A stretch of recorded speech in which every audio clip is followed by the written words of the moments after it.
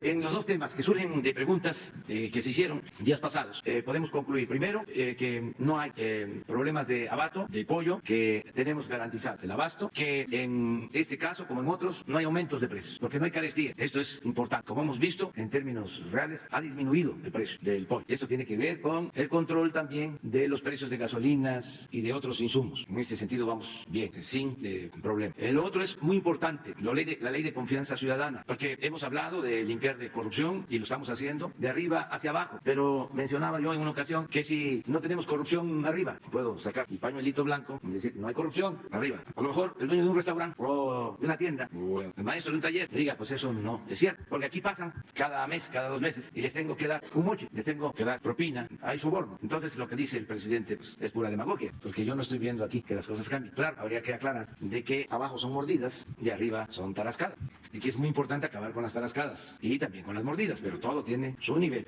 Por eso esta ley, vamos a seguir informando, va a entrar en vigor este plan el 20 de febrero, se va a seguir dando información aquí sobre los números para la inscripción en el padrón, se va a informar más sobre el formato y todos nos tienen que ayudar. Desde luego es bajo protesta de decir verdad, yo en uso de mis derechos, de mis facultades, como mexicano íntegro, honesto, expongo que conozco la ley que regula mi establecimiento comercial, conozco las normas y cuento con todo lo que me solicitan para, si es un restaurante, vender alimentos sanos, tengo extinguidores, tengo salida de emergencia, cumplo con todo. Y firman, se registran y ya no tienen por qué ser molestados. Ya vamos a ver qué hacemos con los inspectores. Hay muchas tareas, otras funciones que puedan cumplir. Y esto, al momento que salga federal, vamos a irlo promoviendo porque se pueden firmar convenios con estados y con municipios para que se aplique en toda la República. Ese es el plan que se tiene. Hay excepciones, por lo pronto, que puede ser que en el mediano o largo plazo ya no se requiera, como el caso de la verificación para las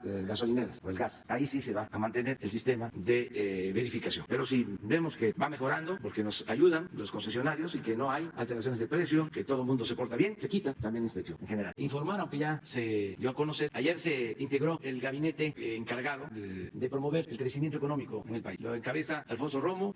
Fue una reunión de todos los servidores públicos para que actuemos de manera coordinada y se pueda impulsar el crecimiento. Que haya facilidades para la inversión privada, que puedan inversionistas particulares contar con el apoyo del gobierno para el establecimiento de negocios, de empresas, que ayudemos, que se facilite el que puedan crearse empresas, porque a veces también por el elefante reumático, mañoso y corrupto, se avanza muy lento. Se quiere abrir un negocio y se tardan meses. Por eso este gabinete, con el propósito de facilitar para que se simplifiquen trámites y se avance. También el que se pueda acompañar la inversión pública con la inversión privada para potenciar la inversión en el país. Y se está viendo qué posibilidades hay de inversión privada en el sector público, lo que aquí se señalaba, por ejemplo, en las compras del gobierno. ¿Qué opciones tienen las empresas nacionales? Todas las posibilidades, siempre y cuando sean competitivas. Estamos ahora atendiendo 2 asuntos, ¿no? Esto para información de nuestros paisanos.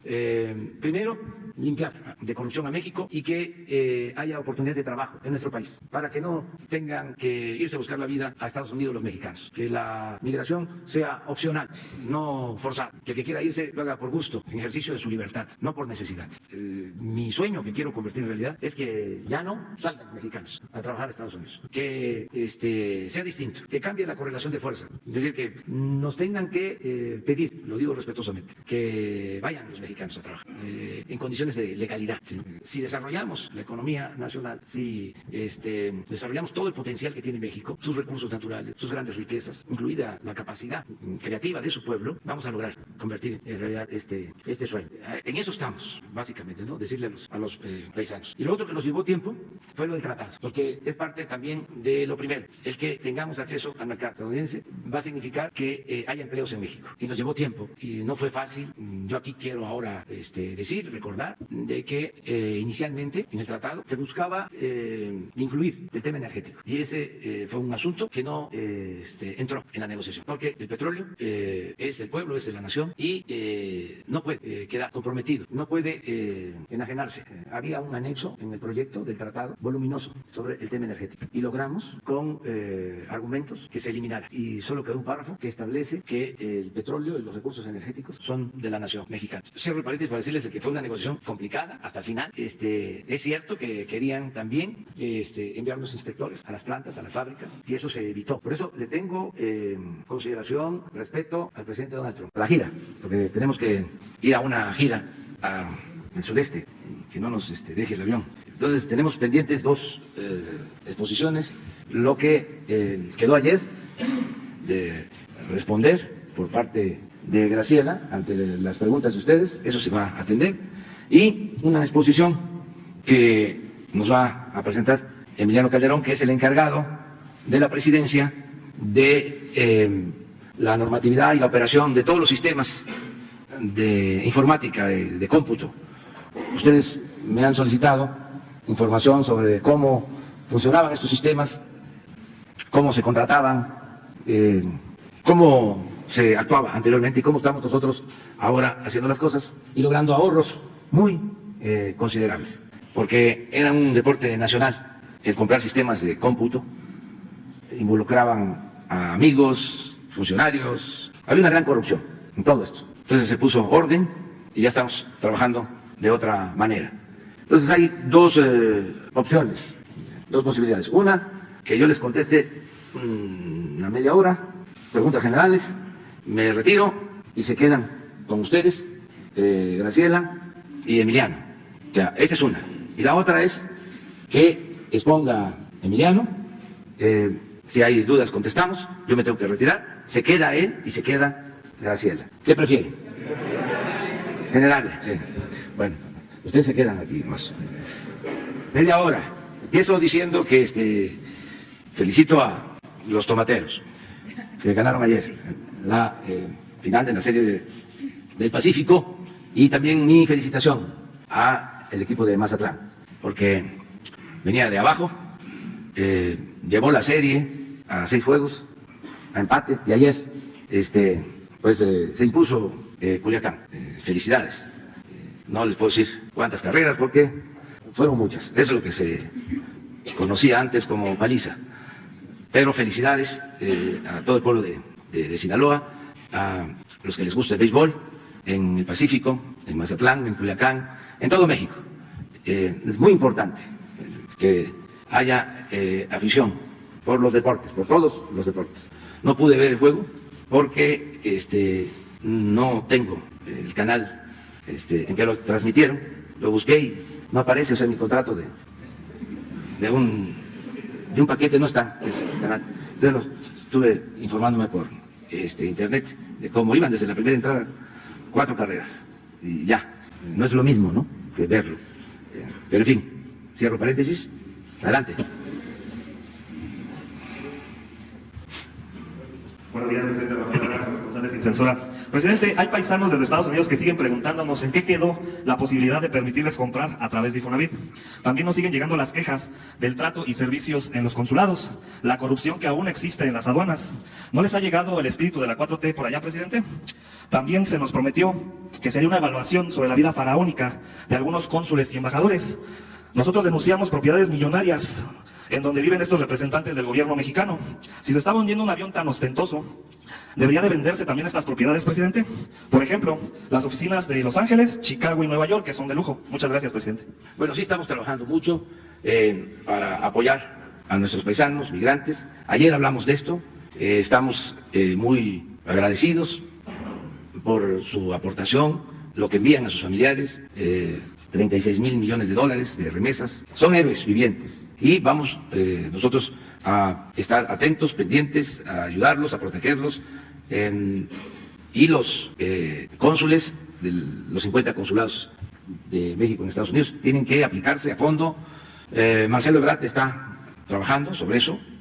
Tenemos relación, desde luego, cuidamos las relaciones con todos los países, con todos los gobiernos del mundo, pero por razones de vecindad, de geopolítica, por el número de mexicanos que viven en Estados Unidos, que trabajan en Estados Unidos, la relación con nuestros vecinos de Estados Unidos es estratégica, es fundamental. Entonces vamos a ir mejorando y se va a ir notando más, porque yo creo que sí se percibe de que hay un cambio en México, pero va a ser cada vez más notorio también en el extranjero y en particular con nuestros paisanos migrantes. Acerca de las propiedades que se tienen, se va a hacer una revisión. La Secretaría de Hacienda tiene a su cargo ya esta tarea de todos los bienes que se tienen, tanto en México como en el extranjero, que puedan venderse para devolverle al pueblo esos recursos en obras, en servicios, en mejorar la calidad educativa, en mejorar los sistemas de salud y de bienestar. Ya hemos avanzado bastante. Por ejemplo, cuando llegamos, habían ¿cuántas oficinas de ProMéxico? 51 oficinas, de lujo, en distintas partes del mundo. Ya se eliminaron esas oficinas. Y así estamos haciendo ahorros importantes, significativos. Ahora que escuchen el informe sobre los sistemas de información que va a presentar Emiliano, se van a dar cuenta de cuánto pagaba la Secretaría de Relaciones Exteriores en estos servicios y cómo ha habido un ahorro importante. Entonces, sí vamos a atender esto, vamos a seguir actuando con austeridad republicana. Sobre el mecanismo para que puedan los mexicanos en el extranjero comprar casas a través de Infonavit, aquí se nos dijo que se iba a dar seguimiento a ese tema y hasta el momento no hemos tenido una respuesta. Vamos a informar, le vamos a pedir al director del Infonavit que venga a informarles sobre los programas del Infonavit. Aprovechamos. Hay 3 programas que son fundamentales. Uno, que es la reestructuración de los créditos para que se pueda avanzar, porque me decía la gente que pagaban y no dejaban de pagar. Ya hay un programa de reestructuración de estos créditos. Está avanzando muy bien, se está beneficiando a mucha gente. La segunda acción es lo de las quitas. El que ya pagó el 90% de su crédito, se le está entregando su escritura.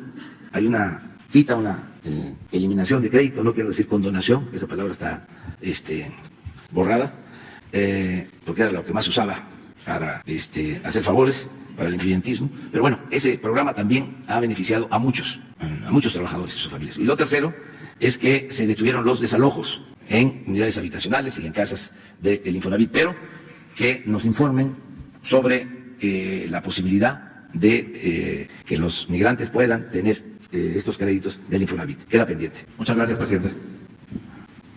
1, 2, 3. Ahora vamos a... Señor presidente, Jaime Hernández, del diario digital Bajo Palabra.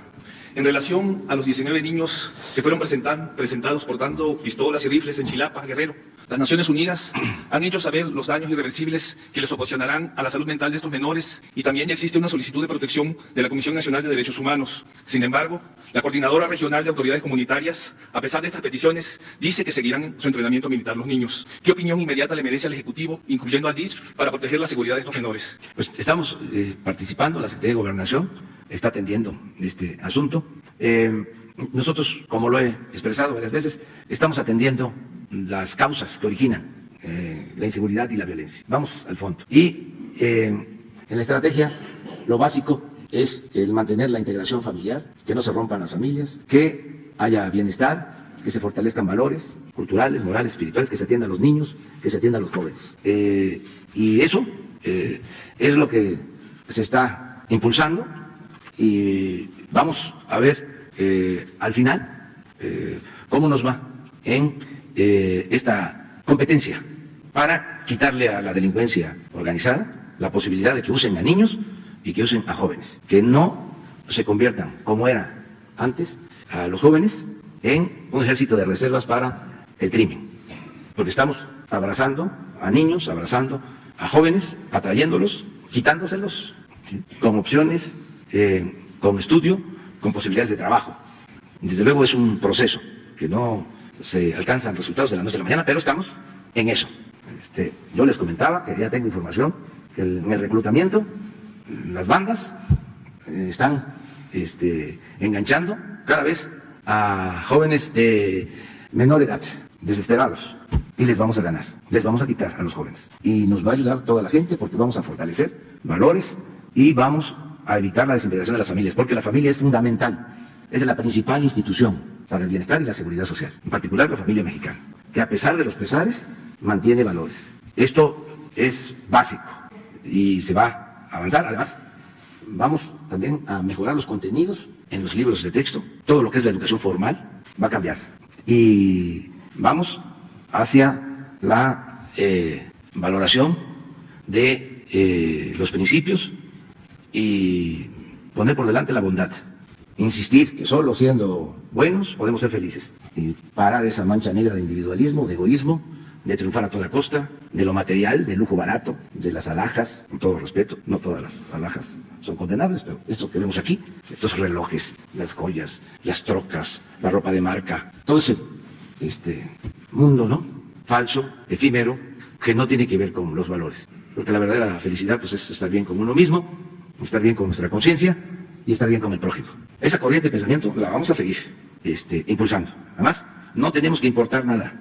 Eso se tiene en las familias mexicanas, se tiene en nuestros pueblos, pero ha estado sometido, olvidado, oculto, no se ha exaltado, porque se le dio importancia a lo material y se fueron perdiendo valores y hubo mucha desintegración en las familias y los hijos crecieron solos y eso nos ha generado muchos problemas. Entonces, cuando veo esas cosas, les digo, está bien, ¿no? Porque es una especie de desafío, de demostración, de fantochería, de prepotencia, que también existe, ¿sí?, en los actos de la sociedad. La prepotencia no solo es de los políticos, ¿no? Eso ya lo sabemos. O sea, cómo actúan, se pavonean. Pero también eso de formar a niños, ¿no?, con armas y tomar un video, es un acto, pues, ¿sí?, prepotente. ¿Sí?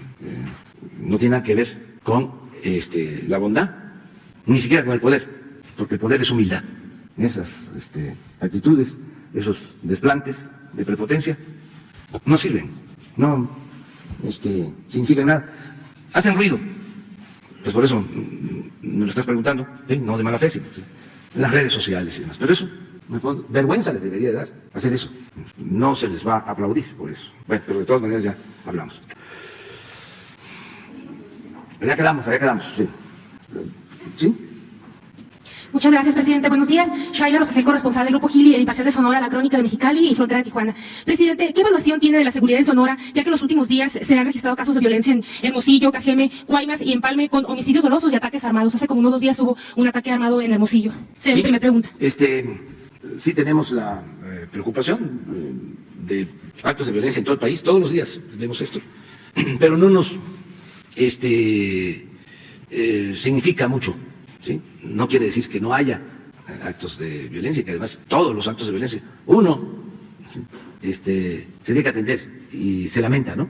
Uno, pero no está Sonora en los primeros lugares en violencia. Voy a mostrarles lo de ayer, ¿les parece? Para contestarte, ¿sí? ¿Cómo estuvo ayer? En lo que medimos varias cosas, pero sobre todo homicidios. A ver si consiguen la gráfica. O sea, para que tengamos muy presente que los problemas de violencia se nos concentran siempre en 3, 4, 5 estados. Y dentro de esos estados, ciudades. Y esto es lo que estamos haciendo. Ayer en 10 estados no hubo homicidios. Y de los 67 que se registraron, seguimos teniendo problema en Guanajuato.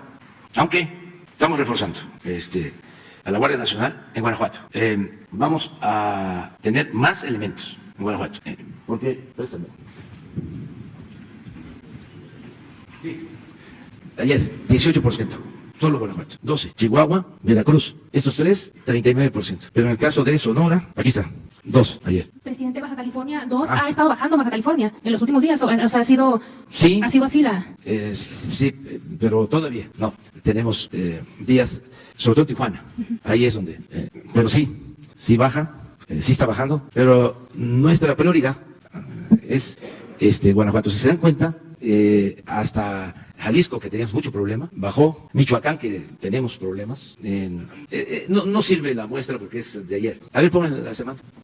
La última semana, que no fue una buena semana. Sí, ahí está. Pero miren, lo mismo. Guanajuato, 20% del total de homicidios.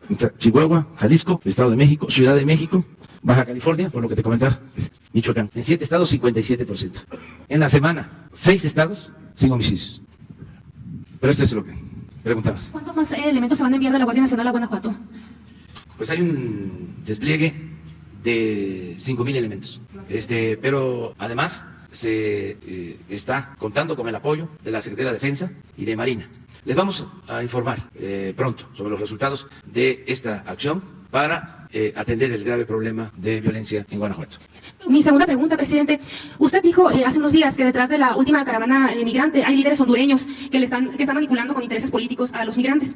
Nos gustaría saber si tienen nombres de estos líderes y sobre todo a qué intereses políticos responden. O sea, si son intereses políticos a nivel nacional, en México, o hay una conexión de estos líderes con intereses en Estados Unidos, o intereses políticos. Porque hay algunos investigadores, algunos expertos que están opinando que el que se beneficia con estas caravanas migrantes es la campaña del presidente Donald Trump. Sí, no tenemos nosotros concluido un análisis sobre esta situación. Tenemos información, pero no quiero aventurar una opinión. Sí, hay dirigentes, desde luego, no son movimientos espontáneos, se convoca a caravanas, se miente a los migrantes, eso sí lo puedo decir. En esta última, más de la mitad aceptaron regreso asistido, solo porque se les informó que no iba a haber paso hasta la frontera norte. Eso les habían dicho, que había un arreglo para que pasaran hasta la frontera norte. Y la gente decidió regresar. Nos llamó mucho también la atención de que había muchísimos medios de información, muchos. Hubo provocaciones, se portó muy bien la Guardia Nacional, resistió, aguantó, no cayó en las provocaciones, no se violaron derechos humanos y se resolvió el problema. Desde luego, seguramente están organizando otras caravanas. Sí. Nada más que cada vez tienen menos personas, migrantes, cada vez hay más información, no manipulan. No es fácil, pues, contar con la gente si no es por una causa justa. Aquí lo vemos. Ayer cercaron aquí, ¿no?, para pedir diálogo en una organización y bueno, se les atiende a todos, pero no muchas personas. Puede ser que los dirigentes, lo que se conoce como vanguardia, los más apegados a una organización, los más cercanos a una organización, pero los ciudadanos en general, no hay, y toco madera, no quiero invocarlo, no hay las grandes marchas, porque nosotros estamos trabajando con buena fe para que haya justicia. No representa un gobierno autoritario, antidemocrático. Este es un gobierno del pueblo, para el pueblo, con el pueblo. Entonces, por eso los líderes, pues, por lo general sin convicciones, algunos conservadores disfrazados de progresistas, supuestamente defensores de causas sociales, ya sean ambientales, derechos humanos, derechos laborales, derechos de los pueblos indígenas, pues no tienen respaldo, no tienen seguidores, porque nosotros estamos atendiendo a la gente pobre, a la gente humilde. Imagínense, están llegando los apoyos a las comunidades indígenas como nunca. 97% de los hogares pobres de México, incluyendo todas las comunidades indígenas, están recibiendo algún programa de bienestar, lo que no había sucedido en la historia del país. Cuando yo era jefe de gobierno, una organización que quería que les entregáramos el dinero para ellos hacer viviendas, no tiene caso decir su nombre, me pedían que yo les entregara dinero. Y teníamos un programa de vivienda, bueno, el programa de vivienda más importante que se haya llevado a cabo en la historia de la ciudad. Estoy hablando que se construyeron miles de departamentos, viviendas, ampliación, mejoramiento de vivienda, amplísimo programa, pero directo. Y querían que les diéramos el dinero. No. Y me metieron unas bocinas, ¿no?, con un ruido tremendo, día y noche, frente a la oficina, como un mes, y ahí aguantamos todo el ruido, pero no se dio el dinero. Y era muy interesante porque la gente que estaba ahí, que la llevaban ahí, que al mismo tiempo estaban recibiendo los beneficios, pues protestaban apenados, no nos insultaban. Los líderes sí, pero la gente no. Entonces, si se sigue atendiendo a los que lo necesitan, si se sigue atendiendo al pueblo, pues uno puede gobernar sin problema Y eso es lo que estamos haciendo. Nosotros no vamos nunca a estar en contra de los ciudadanos, en contra de la gente, nunca. Presidente, solamente para precisar, de los migrantes de la última caravana, ¿qué porcentaje indicaron que fueron engañados? Y si también detectaron si hubo pago de parte de los migrantes a estos líderes para poder... No, en esta ocasión, lo del pago no, más que nada el engaño. Regresaron 5,000 asistidos. 5,000, o sea, muchísimos. Y todos ellos dijeron que habían sido engañados, los 5,000. La mayoría, sí. No hablaron de dinero. También otra característica y que nos da mucho gusto es que menos niños ni mujeres. Ahora, teníamos albergues suficientes, ni siquiera se llenaron al 100% los albergues, se les dio toda la atención como siempre, y ya ahora están los albergues a la mitad de ocupación. Y en las investigaciones que han hecho sobre este fenómeno, ¿han detectado intereses políticos en otros países, en específico con estas caravanas? Pues yo lo que sostengo es que siempre es de parte de quién, o sea, siempre me pregunto eso, de parte de quién. Es muy difícil que haya movimientos espontáneos. O sea, siempre hay una dirección, siempre hay un propósito. Pero nosotros vamos a ser respetuosos. Y si no se cometen delitos, cualquier persona en México, en el extranjero, tiene libertad de manifestarse, de ejercer sus derechos. Yo creo que más adelante, yo creo que puede ser la semana próxima, hoy tuvimos el informe. Nosotros nos reunimos una vez a la semana y hoy hicimos el informe sobre migración. Estuvieron presentes todos, el secretario de Relaciones Exteriores, el director de migración, los encargados de la Guardia Nacional, los de bienestar, que están ofreciendo trabajo a los migrantes y desde luego apoyando los albergues, quienes están atendiendo los albergues en el norte, en las ciudades fronterizas, en este caso es Horacio Duarte, todos estuvieron y se presentó un informe general. Vamos a que el próximo informe que venga, ¿sí? Y que les den a conocer qué se está haciendo para las próximas semanas. Jesús, quedamos en eso, que vengan todos y que les informen sobre política migratoria. Muy bien. Gracias. Buenos días, presidente Carlos Calzada, Radio Educación. La primera pregunta es, la Organización Mundial de la Salud elevó la alerta sanitaria por el coronavirus. Quisiera saber si su gobierno tomará medidas adicionales o qué otras medidas tomará para evitar, precisamente, cuando llegue esta enfermedad, evitar mayores repercusiones a la población. La segunda es, ayer se dio a conocer que el programa Sembrando Vida mantuvo un avance del año pasado de poco más del 13%, y bueno, se menciona que no hay reglas de operación para los programas sociales, que todavía están construyéndose. ¿Para cuándo estarán o cómo se va a regular este asunto de los programas sociales? Porque la oposición señala que puede usarse con fines electorales estos programas precisamente. Y por último, se está escalando el problema de la Universidad Nacional Autónoma de México. Hay cada vez mayores cierres de escuelas por este asunto que acusan de acoso a estudiantes. Y quisiera saber su opinión sobre esta escalada en el conflicto de la universidad. Gracias. Sí, va muy bien el programa Sembrando Vida. Es un extraordinario programa. Se va avanzando. Se está trabajando en 500,000 hectáreas y se está dando empleo a más de 200,000 sembradores. Y este año se va a ampliar a 500,000 hectáreas más y vamos a llegar a más de 400,000 sembradores. Y va muy bien el programa. No hay ningún problema acerca de la operación. Yo constantemente estoy evaluando acerca de que la oposición esté pensando que se pueda utilizar con propósitos electorales. Nada más, con todo respeto, decirles que nosotros no somos iguales. O sea, no es el tiempo de Salinas, de Cedesol, los tiempos de, ¿cómo se llamaba con Cedillo? Prospera, progresa, en los tiempos de Fox y de Calderón, oportunidades, en los últimos tiempos, prospera, ¿sí? Progresa, prospera, oportunidades, y, puro programa electorero, para traficar con la pobreza de la gente, repartir despensas, frijol con gorgojo y quitarle los votos a la gente. Eso era lo que hacían. Ya no es así. Ahora, por ejemplo, un cambio es que la llamada Secretaría de Desarrollo Social, que se dedicaba a eso, ahora es la Secretaría del Bienestar, que se dedica a sembrar, a promover la siembra, a rescatar ejidos, comunidades, pequeñas propiedades, para que la gente cultive sus parcelas. Es un cambio radical. Vamos también a dar a conocer los padrones de todos los programas sociales, aprovechando que está aquí.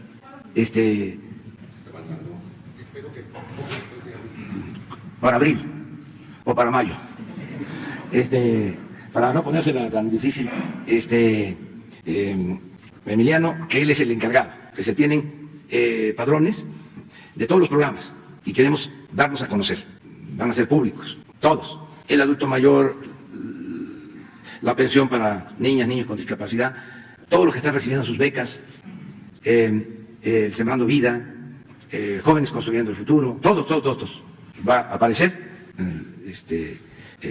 los nombres, ¿no? Cuánto reciben, para que todos ayudemos en la transparencia, en que no haya como sucedía anteriormente, ¿no?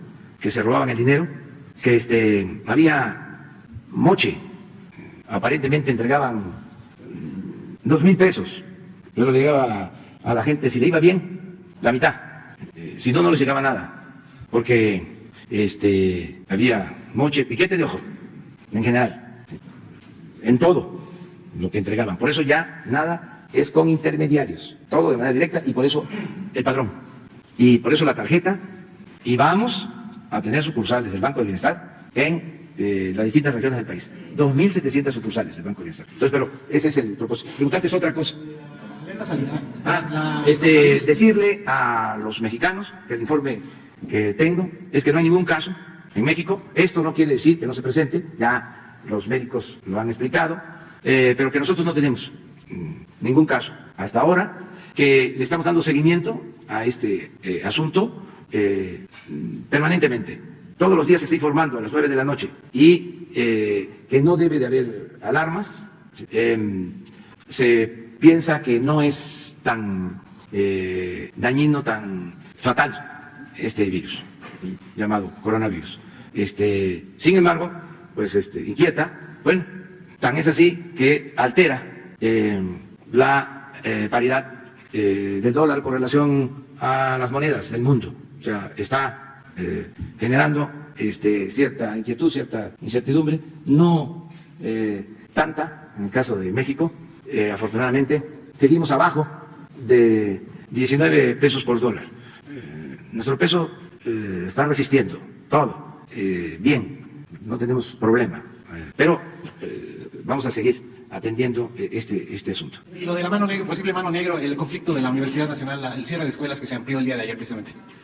Pues hay que pedirle al gobierno del Estado de México, yo creo que con el diálogo se puede atender. ¿Me decías? De la UNAM. Sí, yo creo que lo mismo, las autoridades universitarias, es una universidad autónoma y la recomendación de nosotros es que haya diálogo, ¿sí? Que se pongan de acuerdo. No hay un ambiente en México para conflictos, hay una atmósfera de tranquilidad y de armonía, hay gobernabilidad. Entonces, todo se puede resolver. Si se dialoga, si se llegan a acuerdos, si no se usa la fuerza, si hay tolerancia y así, además, tienen que haber manifestaciones de protesta, tienen que irrumpir conflictos, o sea, porque esa es parte de la democracia. ¿Cómo es en las dictaduras? Pues no se mueve ni la hoja de un árbol de la política, y si hay protestas, pues son en silencio, con los dientes apretados, nadie se puede manifestar. En la democracia no, hay libertades, todos tenemos el derecho de manifestarnos, de opinar, de protestar. Lo único es que lo hagamos de manera pacífica, con la no violencia. Nosotros luchamos por años. Imagínense cuántas veces estuvimos aquí en el Zócalo. No hay ninguna organización en México y a lo mejor en el mundo que haya hecho tantas manifestaciones en la plaza principal del país. Y siempre de manera pacífica. Y se avanza mucho. No hace falta la violencia. No es con la fuerza bruta, es con la razón y el derecho. Me van a dejar ya, las dos compañeras, y ya, ahí le paramos. Gracias, si no, no llego. Gracias, presidente. Buenos No días. me va a dar tiempo del café con pan. Buenos días, presidente. Gracias. Para preguntarle, Con la guajolota. hoy se vence el plazo para que los gobiernos de los estados firmen el convenio con el gobierno federal para el INSABI. Y ayer los gobernadores del PAN anunciaron que no se van a sumar y establecieron dos condiciones, pidieron un periodo de transición y luego dos condiciones, que no se federalice el servicio y que se garanticen los recursos para la gratuidad. ¿Cómo va a responder el gobierno federal si no existe el riesgo de que los mexicanos tengan un servicio de salud de primera y de segunda, porque en algunas entidades los van a dar los estados, en otros la federación? ¿Cómo van a resolver este tema? No hay ningún problema. Los que no quieran adherirse, porque es voluntario, van a seguir recibiendo sus apoyos que les corresponden por ley. No hay problema en nada. Nosotros consideramos que si se da la unidad y se establece la gratuidad en la atención médica y en los medicamentos va a ser un avance importante.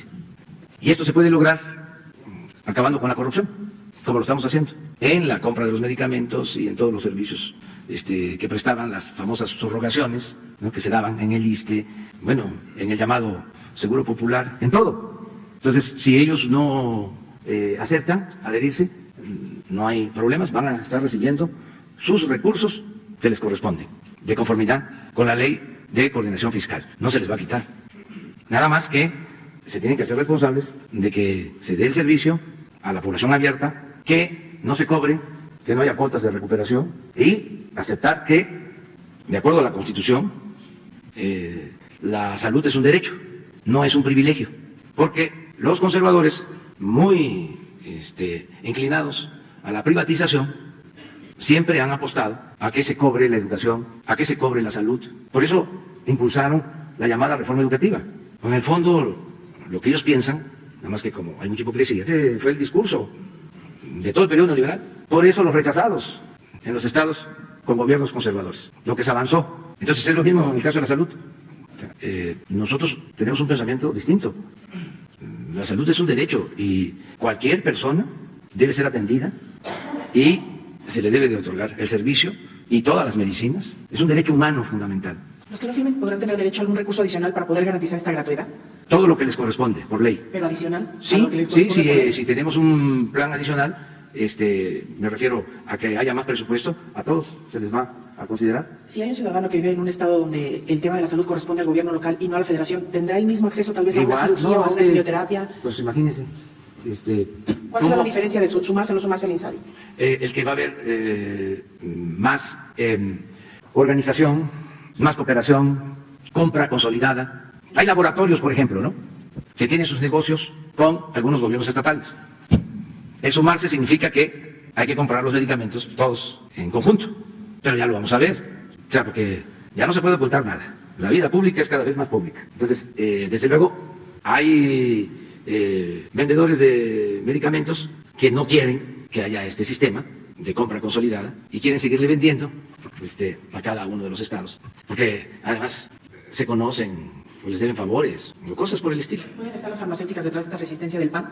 De los No donadores del PAN a los sé, farmacéuticos. pero todo eso está influyendo mucho. Pues yo les explicaba ayer lo que hacían. Hablan de libre comercio, ¿no? Pero las grandes empresas farmacéuticas no podían vender ciertos productos en México, no tenían permiso, porque esos productos, esas medicinas las vendían empresas establecidas en México que eran favorecidas por el gobierno, monopolios. Entonces se abre, estoy hablando de Pfizer, de empresas grandes que no podían entrar a vender medicinas que solo eran proporcionadas por una empresa, por un monopolio.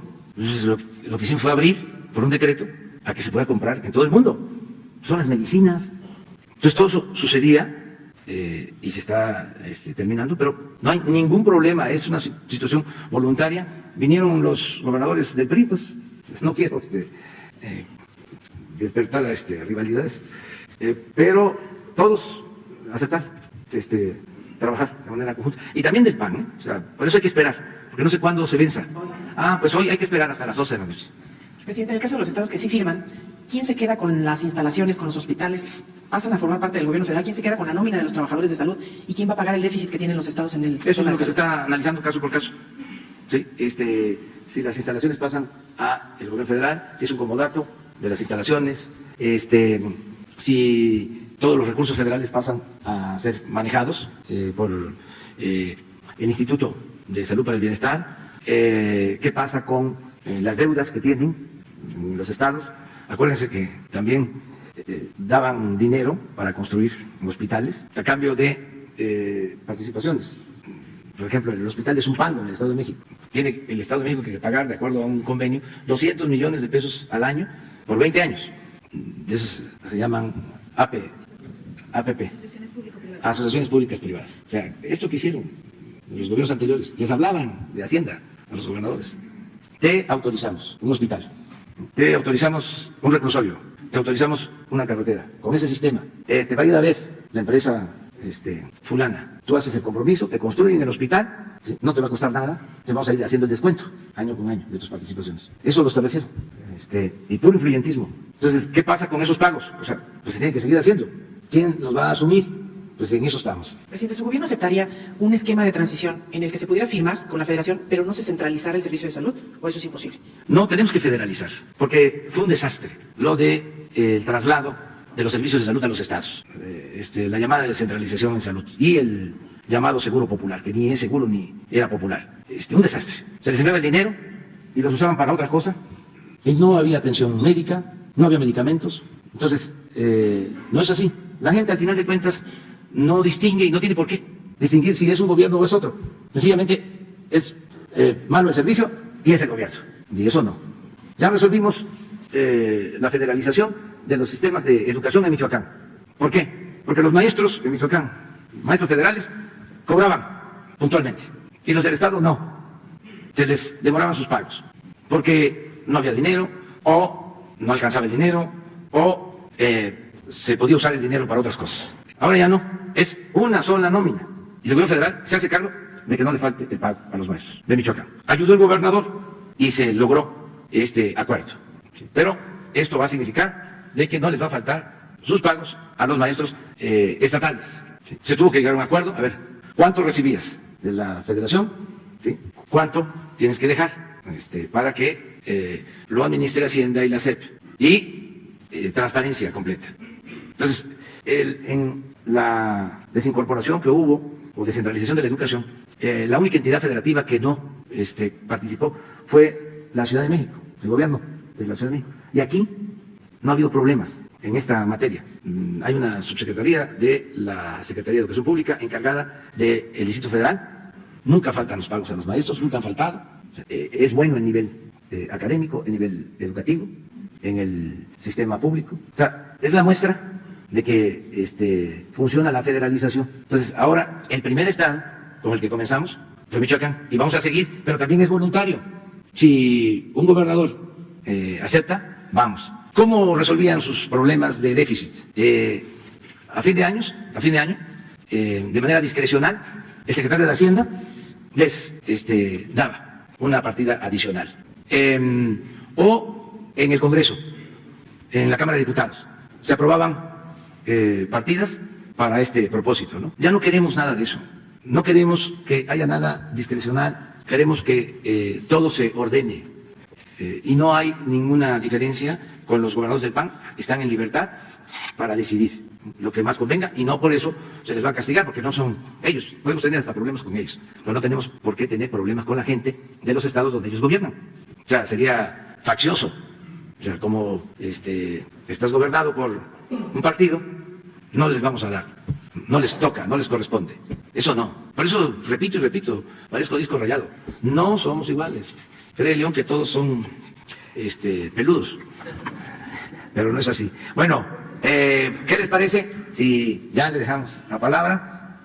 Primero que exponga a Emiliano y luego las preguntas y respuestas. Adelante, Emiliano. Muchas gracias, me tengo que ir. Además, algunos de ustedes nos van a acompañar y hay que irse al aeropuerto.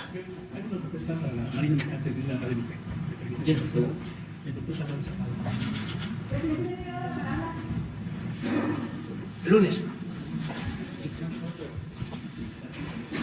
¿Qué tal?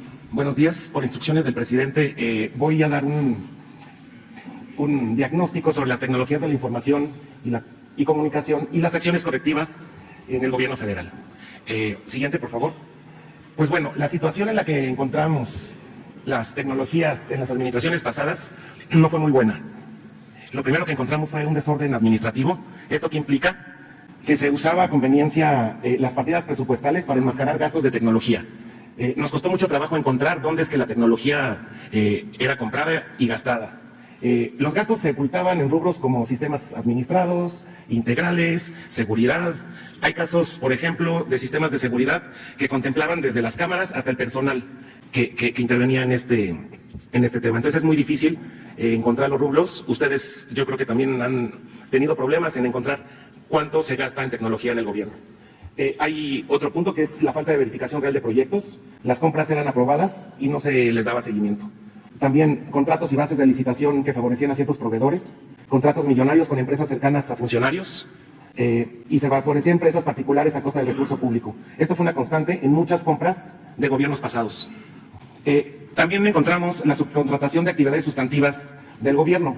Este es un tema muy delicado, dado que el desarrollo, alojamiento y operación de sistemas estaban, y aún siguen algunos en manos de terceros, muchos. La carencia de infraestructura propia del Estado. Esto que recibimos un cementerio de máquinas obsoletas y apagadas, pues los servicios sustantivos funcionaban con infraestructura privada. Los servidores públicos, tristemente, que debieran de ser técnicos, los encontramos convertidos en administradores de contratos, solamente. Y esto implica un debilitamiento de las capacidades del gobierno. Siguiente, por favor. También hay un tema. Faltaba estrategia y no había rumbo claro en las políticas del gobierno. Si se sistematiza una política de gobierno errática, entonces esta se propaga de forma caótica. ¿Y eso qué nos da? Pues nos da compras indiscriminadas de tecnología. Nos da también sistemas que hacen lo mismo a diferentes precios, con diferentes proveedores, nula compatibilidad entre los datos de los sistemas del gobierno, desarrollos excesivamente caros y poco usados, y pagos costosos de mantenimiento a sistemas obsoletos. Hay muchos sistemas en el gobierno que tienen más de 10 años de obsolescencia. Pues, siguiente, por favor. ¿Dónde empezó todo? En 2006, en diciembre de 2006, se publicó un decreto que establece las medidas de austeridad y disciplina del gasto de la Administración Pública Federal. Particularmente en tecnologías de la información y comunicación, hay disposiciones, una, por ejemplo, que dice, contratarán de forma consolidada la prestación de servicios de cómputo que incluyan, como mínimo, la obligación de los proveedores de proporcionar los equipos correspondientes, menos mal, y brindar los servicios de asistencia técnica, mantenimiento y reemplazo de dichos equipos. Hay otra disposición que dice, contratarán el servicio de manejo y mantenimiento de bases de datos en aquellos sistemas que sea necesario por su complejidad y el volumen de información que manejan. Para nosotros, el gobierno se deslindó de sus obligaciones tecnológicas y las confirió a empresas privadas. Con esto. Siguiente, por favor. Aquí hay una lámina que es muy representativa. Esta lámina es del SAT, pero es muy representativa porque el comportamiento del gobierno siguió este patrón. Si se dan cuenta, en 2006 sale el decreto, las barras rojas es el gasto de tecnología, y ahí se empezó a disparar. Sale el decreto que le dice a todos, contraten, y empiezan a contratar. Ahora ya vamos, si se dan cuenta, en el 2019 vamos ya bajando el gasto. También en esta gráfica pintamos la recaudación, porque pues SAT recauda. Entonces uno podría esperar que Uno podría esperar que la recaudación es proporcional al gasto de tecnología, y pues no es así. Es lo que decimos, empezó a haber gasto indiscriminado y no corresponde ni siquiera con la recaudación, ¿no? Es como muy significativo esto, pero este comportamiento se dio en la mayor parte de las instituciones del gobierno. Siguiente, por favor. Ahora, vamos a dar ejemplos de casos ilustrativos que no significa que son los únicos ni los más grandes, solo son ilustrativos de lo que nos fuimos encontrando y nos seguimos encontrando en el gobierno. El primer caso, por ejemplo, es del ISSSTE, es de centro de datos. El centro de datos antes costaba 556 millones de pesos anuales. Ahora estamos pagando 322 millones de pesos anuales. Eso corresponde a un ahorro del 42%. ¿Pero qué hicimos para llegar a ese ahorro? Pues solamente se optimizó el funcionamiento de los sistemas a nivel técnico y se renegociaron contratos con los proveedores. Solamente con eso, en este caso, estamos ahorrando 234 millones de pesos al año. Siguiente, por favor. También es del ISSSTE. Este se llama Sistema de Inteligencia de Negocios. Este contrato tiene dos partes. La primera, en 2016, se adjudicó, por ejemplo, de forma directa a dos empresas el levantamiento de necesidades de la institución. Eso costó 81 millones de pesos. Después se hicieron dos modificatorios. Eso es también muy constante en los contratos que nosotros recibimos de los gobiernos anteriores, los modificatorios. En esos modificatorios se incrementaron 11 millones de pesos más y resulta que después se hace una licitación pública electrónica nacional donde esas mismas dos empresas ganan, pero ahora lo que ganan es el desarrollo del sistema. Entonces, bueno, ese segundo contrato fue de 92 millones de pesos, 92.7, más 1 millón más de pago de licenciamiento. Bueno, este sistema de inteligencia de negocios, que para dar una explicación muy rápida a la inteligencia de negocios, se le llama los sistemas que con base en acopiar información de donde estén funcionando, pueden facilitar la toma de decisiones.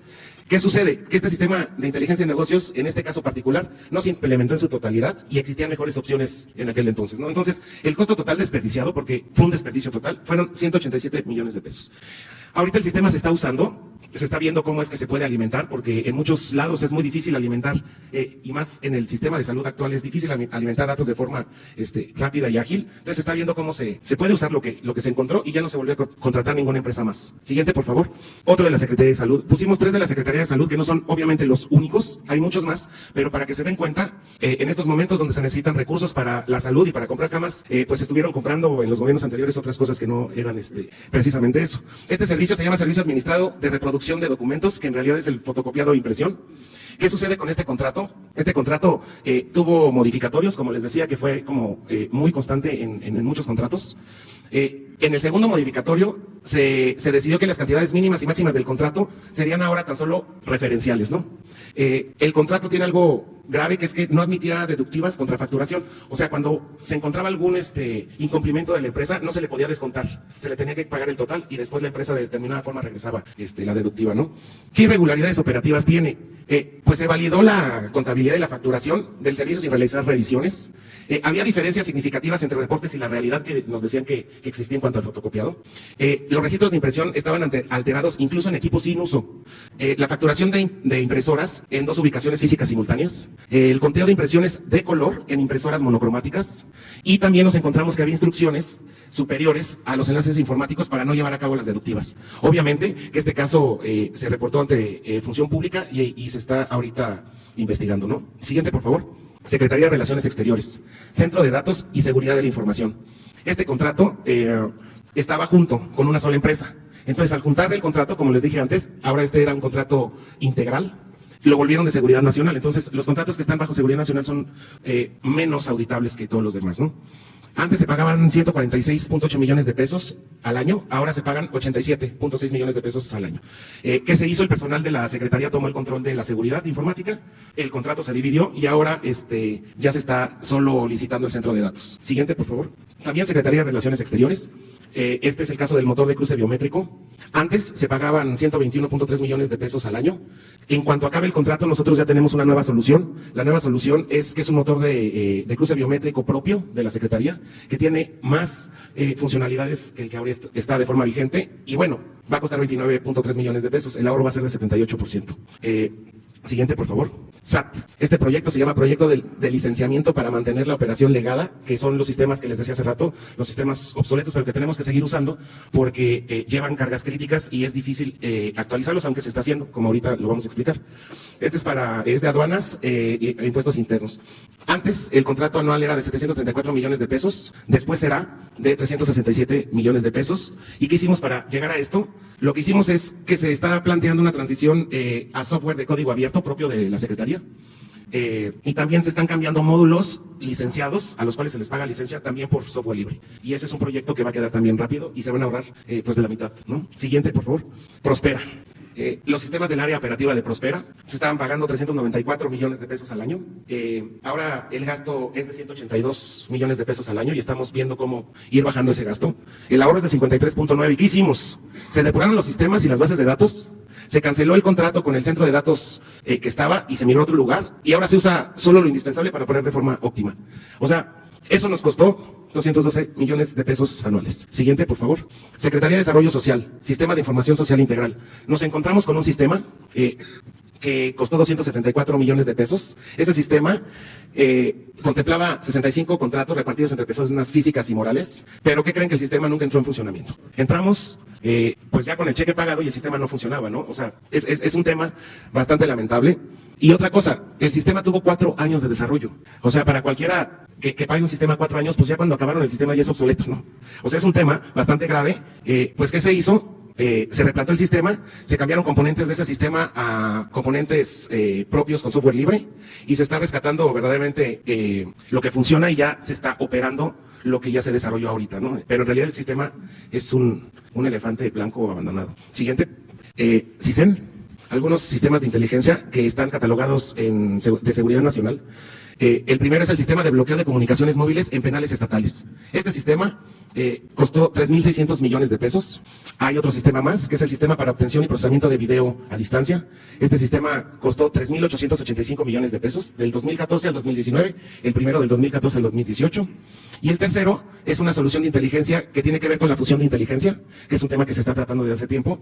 Ese sistema costó 2.734 millones de pesos. Ahora, ¿qué se hizo con estos sistemas? Sin interrumpir la operación, porque eso es importante, se están buscando otras formas para darles mantenimiento, porque el mantenimiento es costosísimo. Del primero se pagaron 22.7 millones, pero de dólares de mantenimiento.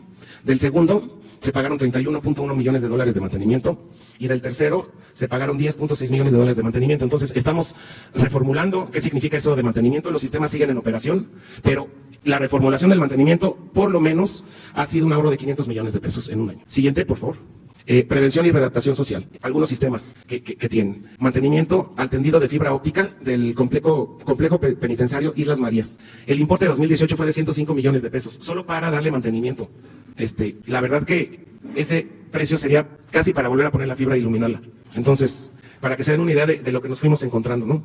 El servicio de sistema de recuperación de desastres, ese en 2018 se pagó 301.6 millones de pesos en ese año. Ahora se opera con infraestructura y personal propio y no se paga. Esos son los temas que nos fuimos encontrando en tecnologías. El C5, que es una abreviación de Centro de Control, Comando, Comunicación, Cómputo y Calidad, eso es como muy común ahora.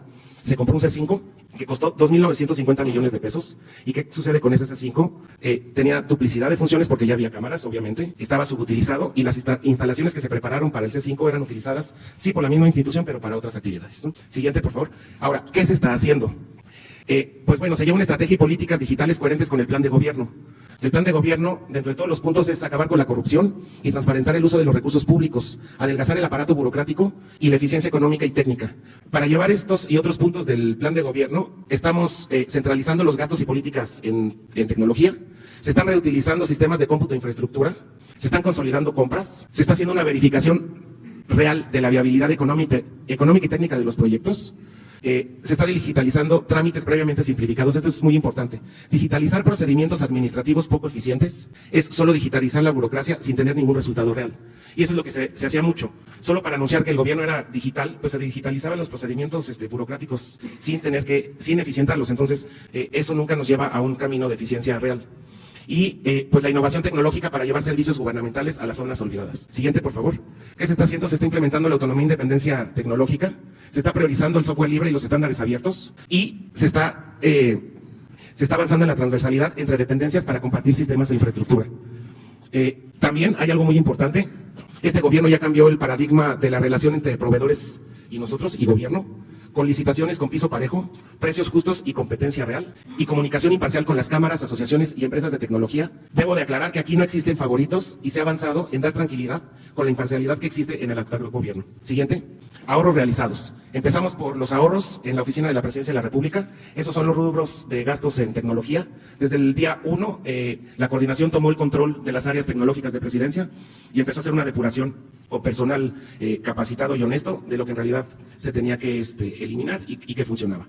Entonces recibimos el 2018 con pagos de 384 millones de pesos y el 2019 lo redujimos a 155 millones de pesos, que representan 59.5% de ahorro, ¿no? Siguiente, por favor. Otro ejemplo muy importante es la página de gobierno. Esa página también la lleva Presidencia. Pongo aquí datos como importantes. La página tiene más de 500 sitios y campañas centralizadas de la APF. La página recibe 2.5 millones de visitas diario. Pongo estos datos para que vean que no es que se migran sistemas pequeñitos y por eso llevábamos a ahorros del 82%. Lo pongo para que se den una idea de lo que representa este sistema. Es un sistema gigantesco, que por cierto tiene 30% de visitas más que el año anterior. Bueno, que el 2018. ¿Qué pasó? Se migró la página al centro de datos de la Presidencia de la República porque estaba en un centro de datos externo, y se realizó ingeniería para migrar lenguajes y productos a sistemas propios basados en software libre. Eso es lo que hizo, y antes costaba 20 millones de pesos al mes el sistema. Ahora cuesta 3 millones de pesos, y eso es la gran parte en pago de infraestructura, luz, etcétera, y personal nuestro propio, ¿no? Siguiente. Ahora, estos son los ahorros realizados en la administración por secretaría. Es importante que sepan que solamente son las cabezas del sector. El total que recibimos en 2018 fueron 6.421 millones de pesos. 2019 bajamos a 3.989 millones de pesos, que es un ahorro del 37.9%, que representa 2.431 millones de pesos en un año. Y la verdad que el ahorro fue solamente hacer auditorías, ver qué servía, ver qué no servía y renegociar con proveedores, etcétera, ¿no? Siguiente. Por último, esta es una gráfica. Es importante que sepan que manteniendo los mismos o mayores niveles de servicio en los sistemas del gobierno federal, se ha logrado un ahorro del 26.7% en los proyectos de tecnología aprobados. Eso representa por lo menos 10.799 millones de pesos en 2019. Esta gráfica representa en 2018 los proyectos que se dictaminaron favorables, que encontramos, porque los sistemas no estaban hechos para eso, los sistemas no registraban el costo, el sistema de dictaminación no registraba el costo de los sistemas, solamente dictaminaba favorable o desfavorable. Nosotros ya lo fuimos implementando y logramos encontrar 40.000 millones, que pueden ser más, muchos más. Después de que nosotros tomamos el sistema, ya estamos incluyendo el costo de los sistemas, y eso sí es preciso, 29.000 millones de pesos en 2019 contra 40.000 o más en 2018. Listo, siguiente, ahí termina la exposición. Entonces, sí. Gracias. Hay una duda que me queda. Entiendo que es revisión de contratos, auditorías, optimización de software, básicamente lo que se ha hecho. El presidente durante muchos meses nos ha dicho que no se va a comprar una sola computadora para el gobierno. Quisiera que me comentara si es necesario equipo nuevo, si en toda esta optimización también se incluye la compra de nuevo equipamiento, computadoras, servidores, redes, o con lo que existe se puede librar el tema de la obsolescencia y no se necesitaría adquirir nuevo equipo como lo comentó el presidente durante mucho tiempo, o sí, en algún tiempo, hacer alguna adquisición de equipo nuevo que se requiere porque los equipos se vuelven obsoletos. En realidad, lo que dice la ley de austeridad es que no se comprarán sistemas o equipos a menos que no sean que no sean aprobados y que no se van a poder comprar. O sea, el fondo de esa ley es que no se pueden comprar sin ton y son como aquí. Obviamente que hay equipos que se necesitan, porque si no, la actividad del gobierno se frenaría, y en esos casos claro que se pueden comprar equipos, pero es bajo una supervisión de que en realidad va a servir esa compra. O sea, en realidad hay muy pocos equipos los que se están comprando. Sistemas en general no se están comprando ya. Se están desarrollando muchos de forma interna. Y pues sí, obviamente que hay veces que hay equipos legados, etcétera, para situaciones críticas del gobierno donde se tienen que sustituir, ¿no? Pero eso sí es bajo un estricto vigilancia. Y el desarrollo del software. Pienso, ahorita que estaba hablando acerca de la optimización de algunos sistemas, sistemas de atención al público, pienso yo, en sistemas de salud.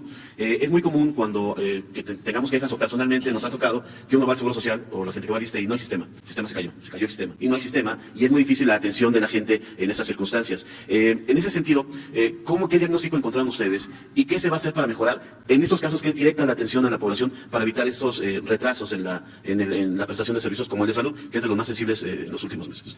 Lo que ha sucedido a través del tiempo, y no solamente en el gobierno, sino también en la iniciativa privada, es que la tecnología está estigmatizada.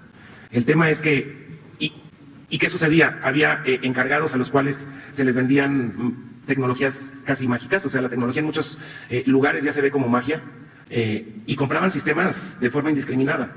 Y pasa eso, en los sistemas de salud de menos hay 6 o 7 expedientes médicos, no sirven al 100% todos, y la esencia y la estrategia de esta coordinación es ver la viabilidad de los sistemas y como lo expuse, que haya transversalidad entre todas las secretarías y que los desarrollos sean conjuntos, porque si no vamos a seguir, como dices, sin que los sistemas funcionen. Entonces, creo que es solamente poner orden, y hay algo muy claro para este gobierno. La tecnología es una herramienta que tiene que acompañar la política pública y de gobierno. Entonces, nosotros lo tenemos claro, y lo único que hacemos es facilitar que esa política pública se masifique, y teniendo claro eso, entonces es ya más fácil desarrollar sistemas congruentes y no solamente comprar cajas mágicas que nunca sirvieron. Sí. Buenos días, yo tengo Carlos Pozos de Rol Molécula Oficial. Tengo una pregunta para usted y dos para la doctora Graciela. La primera pregunta es si tiene su área nombres de los responsables de lo que es un robo de estos 40.000 millones de pesos. Si hay responsables de la administración pasada que pudiéramos saber, porque eso es un robo a todos los mexicanos. Y yo también quisiera preguntarle en este sentido, seguramente que más adelante tendrán que ser evaluadas nuevos consorcios extranjeros que invertirán en infraestructura. Me refiero, por ejemplo, a la selección de proveedores en el caso de tecnología en comunicación inalámbrica en 5G. ¿Cómo va a ser esa selección que nos podría explicar? Y para usted, secretaria, quisiera decirle que en México quieren emprender de una persona, de cada 3 personas en México, una quiere emprender. Desgraciadamente, el 14% de las nuevas empresas que se establecen en nuestro país buscan ingresos fuera del mercado nacional, y estas nuevas empresas, el 33% de los emprendedores tiene entre 25 y 34 años. Pero, desgraciadamente, entiendo yo, y si no me puede corregir, no hay presupuesto para el programa de emprendedores por parte de la Secretaría. La cuarta T no quiere apostarle a los emprendedores mexicanos. Y la segunda sería sobre la unidad de contenido nacional para el sector energético. Quisiera que nos diera usted más detalles, cuál es el objetivo y qué presupuesto tiene esta unidad de contenido nacional para el sector energético. Gracias. Sí, muy bien. Bueno, la primera es el robo del que se habla. A veces nosotros decimos que el tema de tecnologías es no la estafa maestra, sino la estafa magistral, porque es muy difícil encontrar los robos, es muy difícil en muchos casos poderlos probar, porque al final de cuentas había contratos firmados, pero todos los casos donde hemos visto robos completamente abiertos están ya informados en el órgano interno de control, y sí hay ya bastantes denuncias que se están investigando. Sí las hay. ¿Habrá nombres, caerán responsables? Claro, claro que caerán. Ya irán saliendo conforme la Secretaría de la Función Pública vaya avanzando, pero sí, hay muchos casos ya denunciados. Sí. Sí, buenos días, coordinador Cansa, TMG Noticias. Preguntarle, ¿tiene algún planteamiento para mejorar, por ejemplo, el pago de servicios de trámites en el gobierno? Ya que algunos, por ejemplo, para hacer la función pública, son demasiado engorrosos. Se tiene que volver a ratificar datos. A diferencia, por ejemplo, en el gobierno de la ciudad, que hago el comparativo por la facilidad de hacer un pago en un kiosco o incluso a través de internet. Y en este tipo de cobros, de trámites, en esa secretaría, pongo ese ejemplo, puede haber más, es muy complicado, e incluso en los sistemas en el banco, no, es que el sistema es muy lento, es que el sistema es muy tardado, por ejemplo, hasta para el pago de un pasaporte. Esa sería la primera. Y la segunda es con el tema de tienen programado desarrollo de aplicaciones para mejorar trámites, los portales de las secretarías, todo este tipo de cosas que me parece que creo que sigue como hay pendiente, es un pendiente o ya están empezando al respecto. Y respecto a la secretaria de Economía aquí presente, nada más para que cuando tome la palabra se me pudiera comentar, por favor, respecto a las tandas de bienestar, ya que ha habido bastantes inquietudes en las redes respecto a los formatos, a dónde acudir. En algunos estados hay problemáticas al respecto para poder informarse y poder acceder a estos programas. Y o bien también cuál sería el corte a la fecha de si han sido beneficiados en estas solicitudes, cuántos, montos, etcétera. Gracias. Bueno, para la primera pregunta, uno de los puntos importantes y probablemente, no me atrevería a decirlo, pero es de los más importantes, el más importante de esta nueva política de gobierno digital, es que el gobierno no tiene que pedir trámites que el mismo gobierno genera. Eso tendría que ser un tema, y es un tema para nosotros muy importante, y tenemos que irlo implementando. O sea, tenemos que ir empujando al elefante para que eso se empiece a dar. Pero eso es una de nuestras metas, que el gobierno no pida ni trámites ni documentos que el mismo gobierno genera o tiene, ¿no? Esa es una. Y la otra es de software. Sí, claro, se tiene que agilizar los sistemas para que el ciudadano padezca menos con el mismo gobierno, que ya de por sí es lento. El tema es que en uno de los puntos que expuse, no vamos a digitalizar trámites que no estén simplificados, porque eso es el resultado de lo que aquí nos dicen que son lentos, no funcionan, porque no se hizo una modernización del trámite, una simplificación del trámite legal, y lo único que se hizo es digitalizarla, ¿no? Entonces, el tema es que se están haciendo procedimientos antes de sistematizar, de simplificación administrativa, para que ya los sistemas sean mucho más ágiles. En el tema, por ejemplo, de los pagos, ese se tiene planteado que se puede hacer a través de internet. Se está pensando en una herramienta de un pago, por internet, para todos los servicios, para todos los servicios del gobierno. Sí. Y respecto a las aplicaciones, las APIs también, generar desarrollo de aplicaciones. Sí, ya vamos avanzados en el sistema de pagos, de pago único para todos los trámites del gobierno. Sí, ya se está bien. Gracias. Muy buenos días, mi nombre es Juan Antonio Palacios, de la revista Gente de Quintana Roo. Pues felicidades, realmente este trabajo que están haciendo, felicidades Emiliano por ese trabajo de estos ahorros y qué bueno que están llegando los culpables, como dice aquí, los responsables. Yo tengo una pregunta nada más para ver cómo va la tendencia en el cumplimiento de la Ley General de Contabilidad Gubernamental, la organización contable de las entidades federativas. Esto va a ayudar desde luego a la transparencia, la rendición de cuentas, la tecnología de información. ¿Tiene ese dato más o menos qué entidades han cumplido, los municipios cómo van en cumplimiento de esta organización contable? No, ese dato no lo tengo ahora, pero lo podemos investigar rápidamente. Gracias. Ok, gracias. Yo sugeriría que hiciéramos 2 preguntas más para que la secretaria ya también pueda. Una es acá, sí. Los ahorros que se están desarrollando y pues una felicitación, pero bueno, la duda que también hemos podido resaltar es qué pasa con ese ahorro, qué está sucediendo. Esa sería mi pregunta. Bueno, el ahorro tiene que ver, el tema y la respuesta es también con Hacienda. O sea, y es un poco lo que el presidente explicaba la vez pasada. Ahorro no es subejercicio, es ahorro. Y eso Hacienda lo maneja muy bien y más bien esa pregunta tendría que ser a la Secretaría de Hacienda. Hola, buenos días. Soy Lidia Lista, reportera de Grupo Expansión. Pues quisiera preguntarle sobre las irregularidades que se encontraron, si nos pudiera dar más o menos un cálculo de cuántas denuncias se han presentado y si entre los implicados estaría Alejandra Lagunes, que hoy es senadora de la República y pues ocupaba el cargo que hoy usted ocupa, por favor.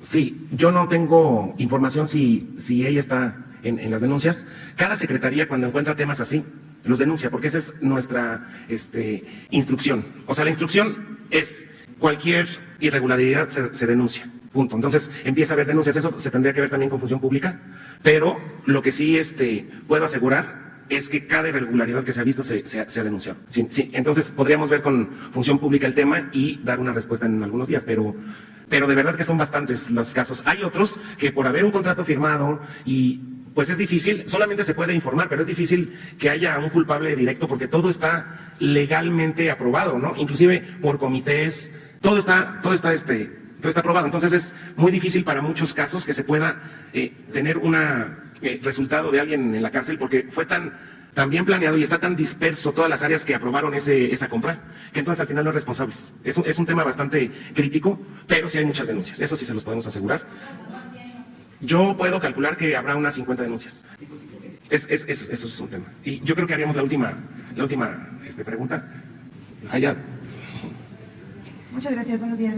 Soy Isa Castañares del medio digital de negocios elcio.com y tengo algunas preguntas sobre la estrategia. Primero me gustaría saber, además del padrón de programas sociales, ¿cuáles son las prioridades que tienen en la estrategia y cuál va a ser la hoja de ruta? Si esto forma parte de la hoja de ruta o hay algunas otras prioridades que van a ir antes también. Si puede ahondar un poco en esta parte del cruce biométrico propio que van a desarrollar desde la estrategia y también en qué sentido, en qué punto del desarrollo de la digitalización están, por ejemplo, de trámites electrónicos y del expediente clínico digital a nivel federal. Decía que no iban a digitalizar trámites que ya se estaban realizando desde diferentes dependencias del gobierno, entonces me gustaría saber si están considerando estos expedientes y estos trámites que ya se habían planteado incluso en propuestas de organizaciones y cámaras en agendas nacionales desde 2018 y también bajo el diagnóstico que presentó, en qué equipos iban a invertir y cuánto van a destinar y también cuáles son los ahorros previstos al menos para este año y cómo van a transparentar esta parte de los contratos y si van a considerar entre las prioridades, por ejemplo, la ciberseguridad o van a generar algún otro tipo de mecanismo para poder integrar estos elementos que están considerados o planteados desde antes de otras organizaciones. Gracias.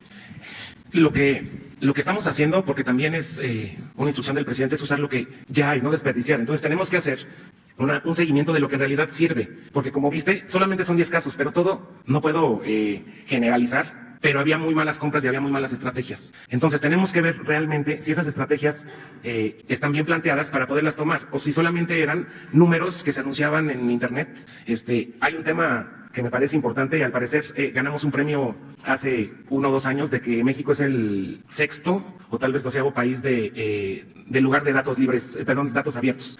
6º lugar de datos abiertos. Y eso fue un premio que nos dieron, pero particularmente eso de datos abiertos y encontrar documentación del gobierno en las páginas del gobierno es un tema. Entonces yo no sé cuántos premios o cuántas cosas se hicieron solo para tener palomita, pero en realidad no funcionan en el fondo. Ya nos hemos encontrado varias. Entonces tenemos que reestructurar y parte de la coordinación es eso, es reestructurar procedimientos y hacer orientaciones sobre esos temas, pero sí se está trabajando. Bueno, las prioridades son tener autonomía, para empezar, en cuanto a tecnológica, ¿no? Fomentar el desarrollo de aplicaciones. Otra cosa importante también es lo que dije, no pedir documentos o trámites que el mismo gobierno tiene, y eso tiene que ver mucho con sistemas. Buscamos la eficiencia económica y también la eficiencia de resultados. Eso es como la tarea de la tecnología, ¿no? estamos buscando los mejores desarrollos que sirven ya, hay otros que están a la mitad, entonces estamos consolidando desarrollos y estamos implementando que esos desarrollos sirvan en toda la administración pública para, hasta cierta forma, economizar, que exista transversalidad y que exista transparencia. Sí. Sí. Comentaba cuando estaba haciendo la explicación del diagnóstico que había un cruce biométrico propio que estaban desarrollando, realidad, que tenía un costo de 29 millones de pesos. ¿Eso va a aplicar para todas las dependencias o específicamente a dónde va a estar dirigido ese cruce? En realidad es el motor. El tema de los biométricos tiene varios como capas de complejidad. Aquí el motor es el propio y esa es una de las prioridades de este gobierno, poder compartir el software con las mismas dependencias para que no haya gastos extras en lo mismo, ¿no? O sea, eso es como muy claro. Y eso tiene que ver con la transversalidad y también la transversalidad de infraestructura.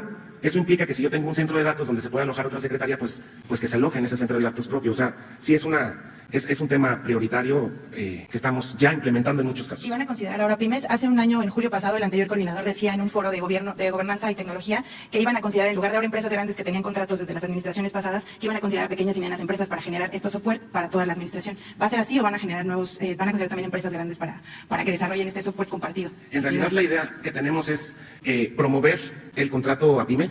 Ahí tendría que intervenir varias secretarías porque tiene que ver con la forma en la que el gobierno contrata empresas, pero también estamos viendo ese tema, porque sí estamos convencidos en fortalecer y contratar a las pymes. Sí, sin duda. Yo creo que ya sí podríamos después volvernos a ver y le cedo el lugar a la secretaria. Buenos días, son las 9 de la mañana, un poquito más, entiendo. Entonces, si les parece bien, tomo 3 preguntas, las sumo a las que ya fueron formuladas, las contestamos y después abrimos otra ronda. Ahí, por favor. Sí, muy buenos días. Yo soy un periodista freelance mexicano radicado en Montevideo y escribo de comercio internacional. Y me interesa preguntarle, bueno, primero que nada, un planteamiento que ha hecho el presidente López Obrador en el sentido de que se intenta o se intentará ampliar el comercio con América Latina. Y aquí mi pregunta es, ¿qué se puede hacer en el caso del Mercosur y concretamente de Brasil? Cuando sabemos que esos países, pero especialmente Brasil, pues tienen prácticas proteccionistas muy intensivas. Inclusive teniendo acuerdos de complementación económica, se dan el lujo de detener los flujos de exportaciones mexicanas, como fue el caso de la industria automotriz. O conozco, por ejemplo, también el caso de Gruma, de Maseca, que por ejemplo no puede exportar Maseca mediante un argumento no arancelario. Entonces, aquí mi pregunta es, básicamente, ¿qué hacer frente a esta situación de proteccionismo que se da en América del Sur? Muchas gracias. Otra pregunta, por favor. Les voy a pedir que para ampliar la participación, cada uno de ustedes haga una sola pregunta. Aquí adelante, por favor. Buenos días, secretaria. ¿Por qué motivos cree que la economía mexicana se encuentra estancada en estos momentos, según lo demuestran datos del INEGI? ¿Y qué hace falta para alcanzar la meta de crecimiento del 4% que promete el presidente? Gracias. Muy bien, gracias. Aquí adelante. Secretaria, buenos días. Juan Carlos Machorro, del portal Exbook. Secretaria, quisiera saber su opinión de que se acaba de presentar el índice de sustentabilidad por parte de la Bolsa Institucional de Valores, que está fomentando a las empresas responsables y sustentables, un rubro que el presidente le da mucha importancia. ¿Cuál es su opinión al respecto? Gracias.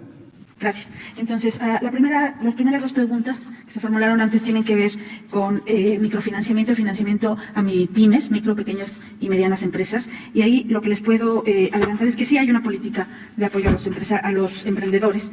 Y esta política tiene que ver precisamente con el programa de microcréditos para el bienestar, también conocido como TANDAS. El año pasado se dispersaron 354,000 microcréditos de 6,000 pesos cada uno, con un periodo de repago, con un periodo de gracia para el repago de 3 meses y pagos mensuales. Este programa lo hemos presentado acá y, como saben, incluye este primer crédito, que una vez que se cubre su totalidad al 100%, se abre una opción de contratar un segundo crédito por 10,000 pesos y, bajo la misma mecánica, un crédito por 15,000 pesos. No, ¿me permite terminar? Gracias. Para este año vamos a ampliar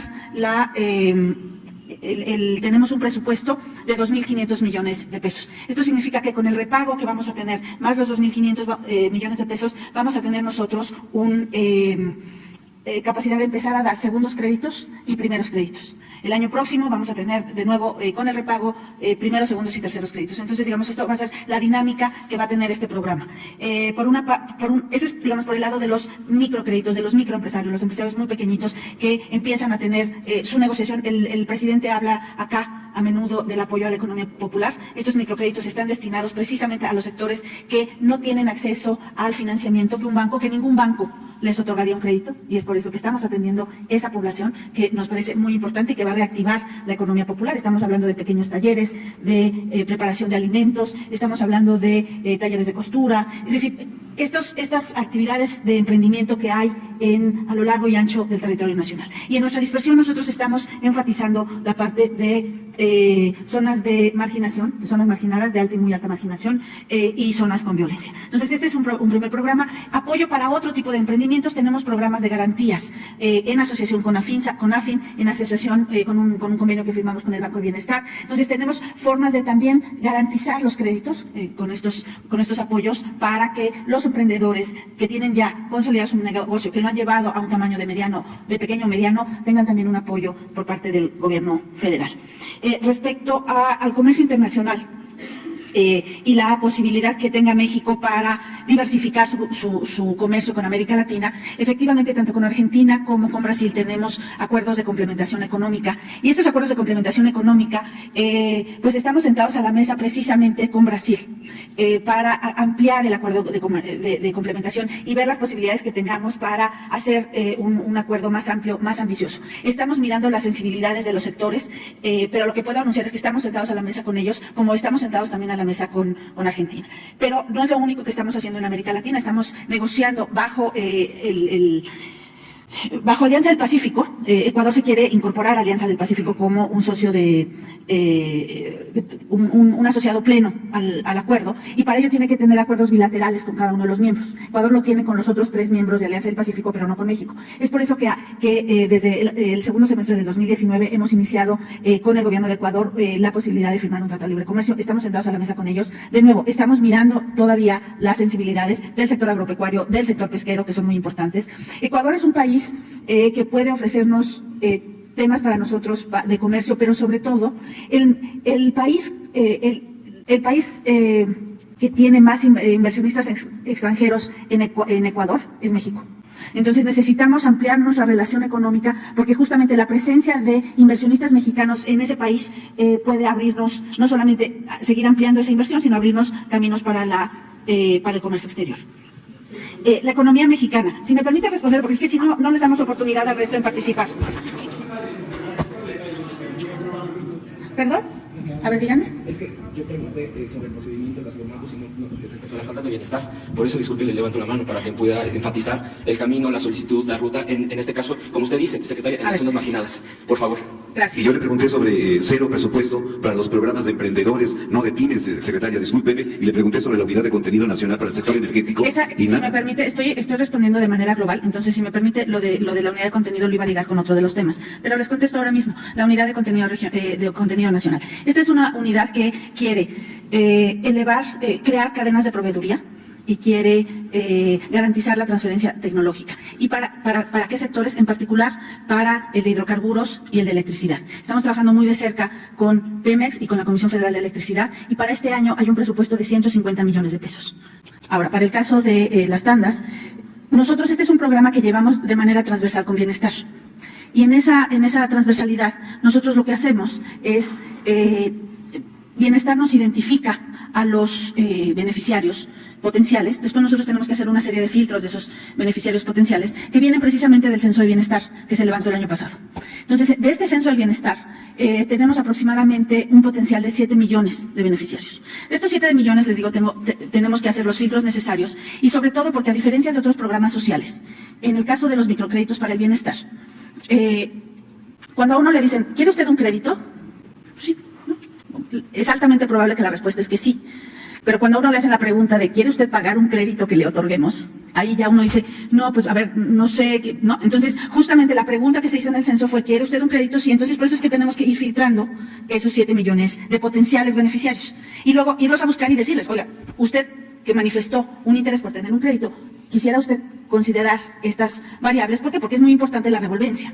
Entonces, en la medida que nosotros garanticemos y focalicemos mejor, encontremos mejor a aquel emprendedor que efectivamente quiere recibir el crédito, entonces vamos a poder focalizar. Entonces, la demanda de nuestro programa la tomamos del censo y son los servidores de la nación los que van a las localidades y levantan. Ahí levantan la información en un par de visitas, primero en ese primer censo y segundo en la segunda visita. Una vez que se levanta la segunda visita, nosotros ya con esa información podemos empezar el trámite de la dispersión del crédito. Eso fue como dispersamos nosotros los 354,000 créditos el año pasado. A diferencia también de otros programas sociales, este es en una sola exhibición. O sea, nosotros no es de forma recurrente como puede ser en Jóvenes Construyendo el Futuro, o como la pensión de adultos mayores, o como la pensión de personas con discapacidad. Acá se hace una sola exhibición, 6,000 pesos, y se espera que haya el repago. Nosotros, justamente por eso es que empezamos con órdenes de pago, vamos a migrar hacia la tarjeta, pero de nuevo nos ha funcionado bien la orden de pago y el repago.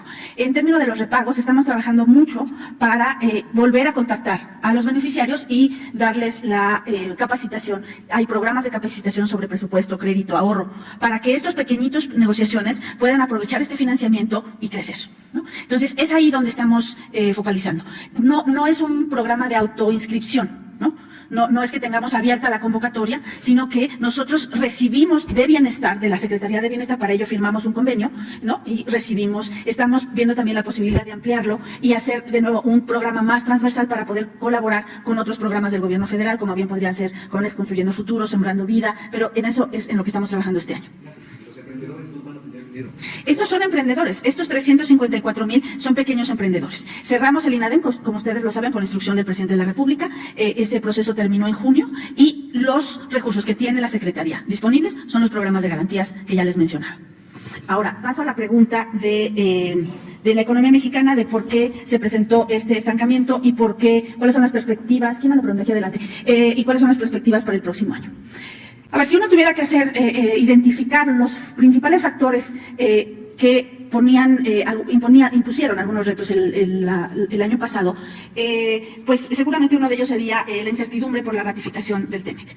A pesar de que México lo ratificó en el verano, pues en realidad persistían dudas en nuestros dos socios comerciales, tanto Estados Unidos como México, a lo largo del 18.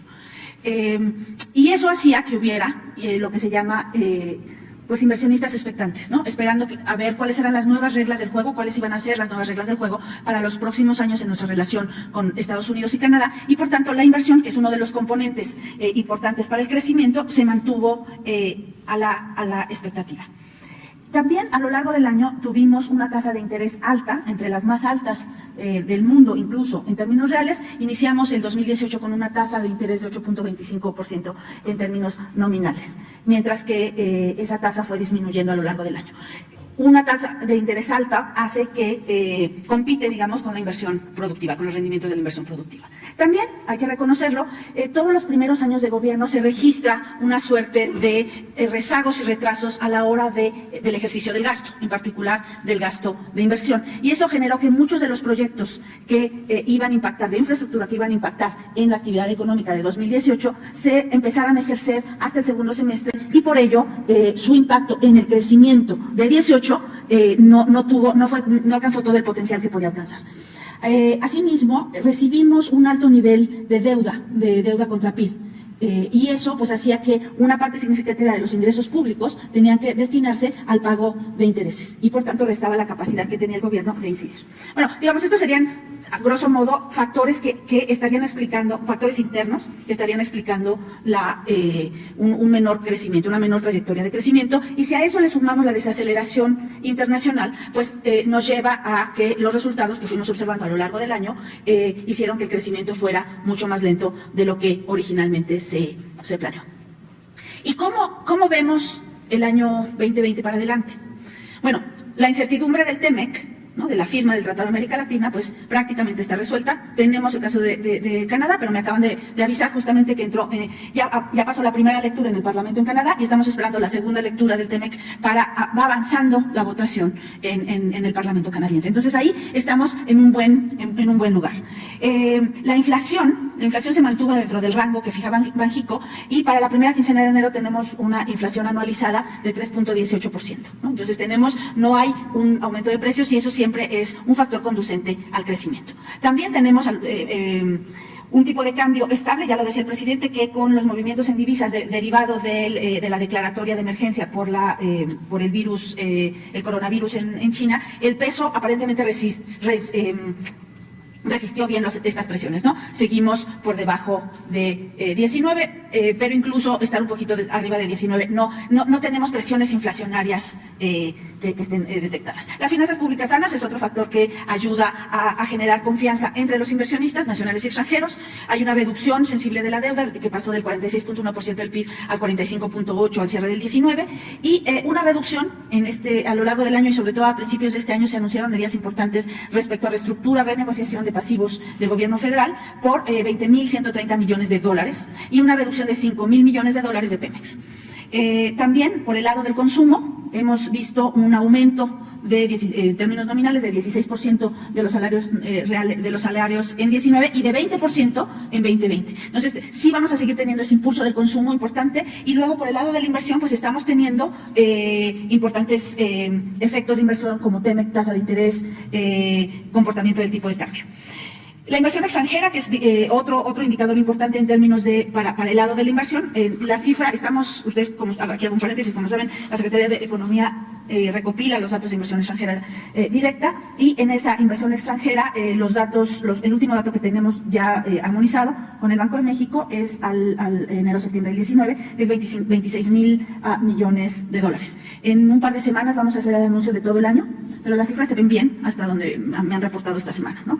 Entonces vamos a tener, también hemos tenido un crecimiento importante de la inversión extranjera directa, las remesas han seguido aumentando y hay una menor tasa de interés. Entonces todos estos elementos sumados hacen que las perspectivas de crecimiento para 19 sean importantes. Tal vez lo que nos puede estar viendo un poquito que la desaceleración mundial pues ha continuado, ¿no? Es decir, no ha habido un repunte en los indicadores. El Fondo Monetario, el Banco Mundial y otros organismos multilaterales no han señalado cambios significativos en esas tendencias. Sin embargo, yo lo he estado afirmando repetidamente en las últimas semanas, México parece ir a contracorriente.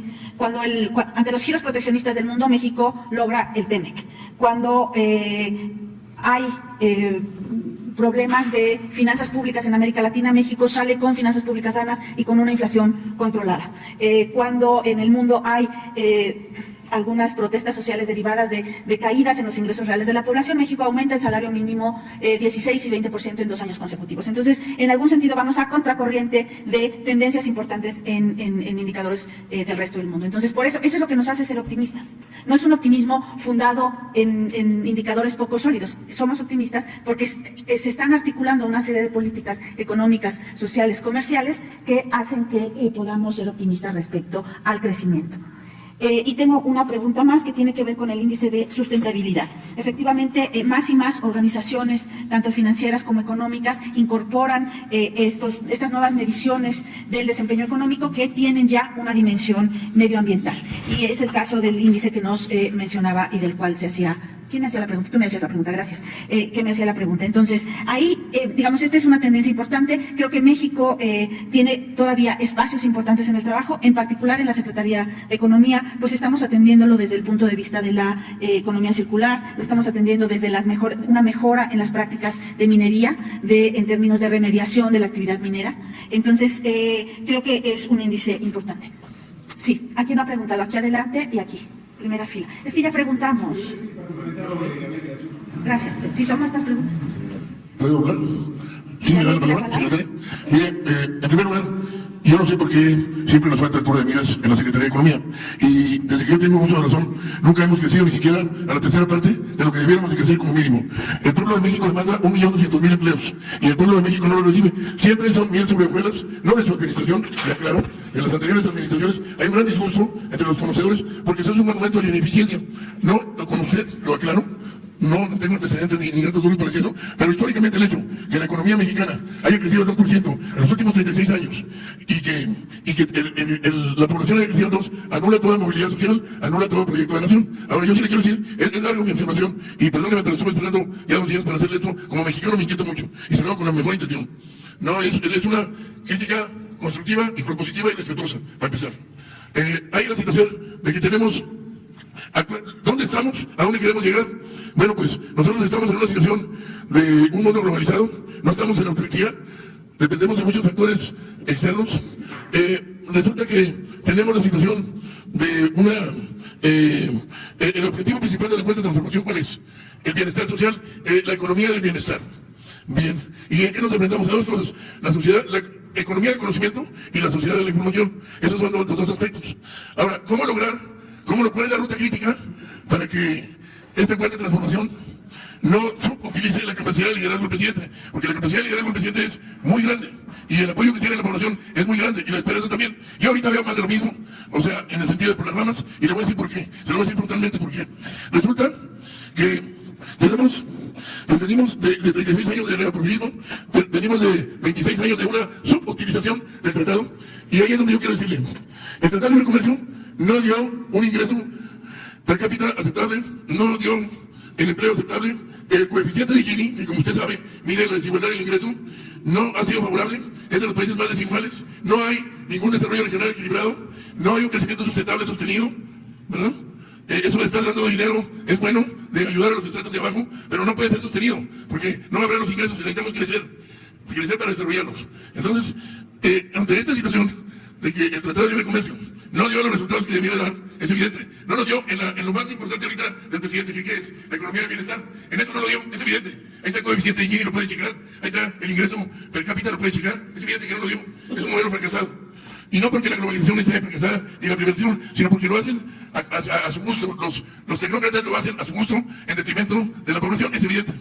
Entonces yo le quería decir, las tesis centrales de este modelo, fortalecer el mercado interno. Ya está haciendo su secretaría en este más de un año en fortalecer el mercado interno. También está la situación de cómo aprovechar, cómo tener un desarrollo regional. Desarrollo regional ha de estar ahí en el olvido de la Secretaría de Economía, porque no se ha hablado de ello. El inventario de proyectos potenciales y actuales de agrupamientos. Como ustedes saben, Porter, en materia de competitividad, es el indicador más importante, habla de que cualquier modelo de competitividad tiene que basarse en agrupamientos industriales.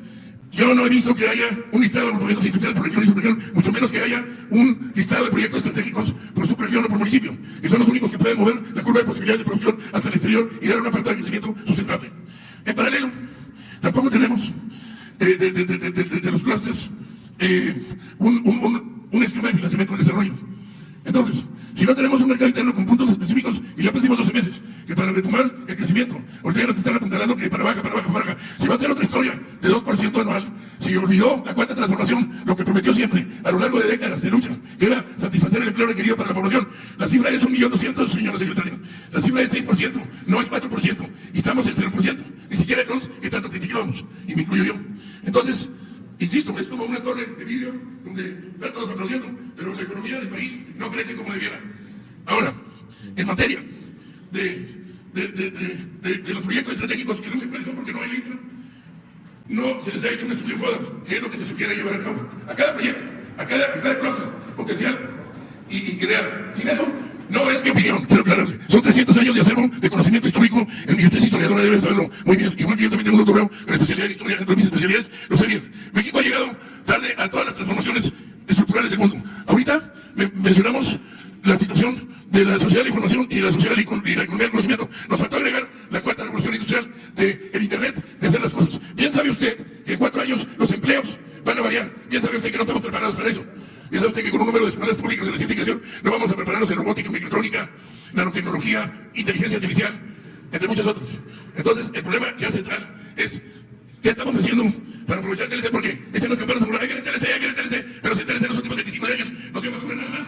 Nos dio basura. Que hay un tema fronterizo muy importante. Las asimetrías. Nos tuvo que venir a decir el BID, nos tuvo que venir a decir CEPAL, haga política pública, porque El Salvador y Nicaragua han reducido la brecha, ustedes por un tratado de libre comercio no la han reducido. Bien, lo sabemos. El desarrollo de proveedores por el mercado, ya voy a terminar, es que voy aportado.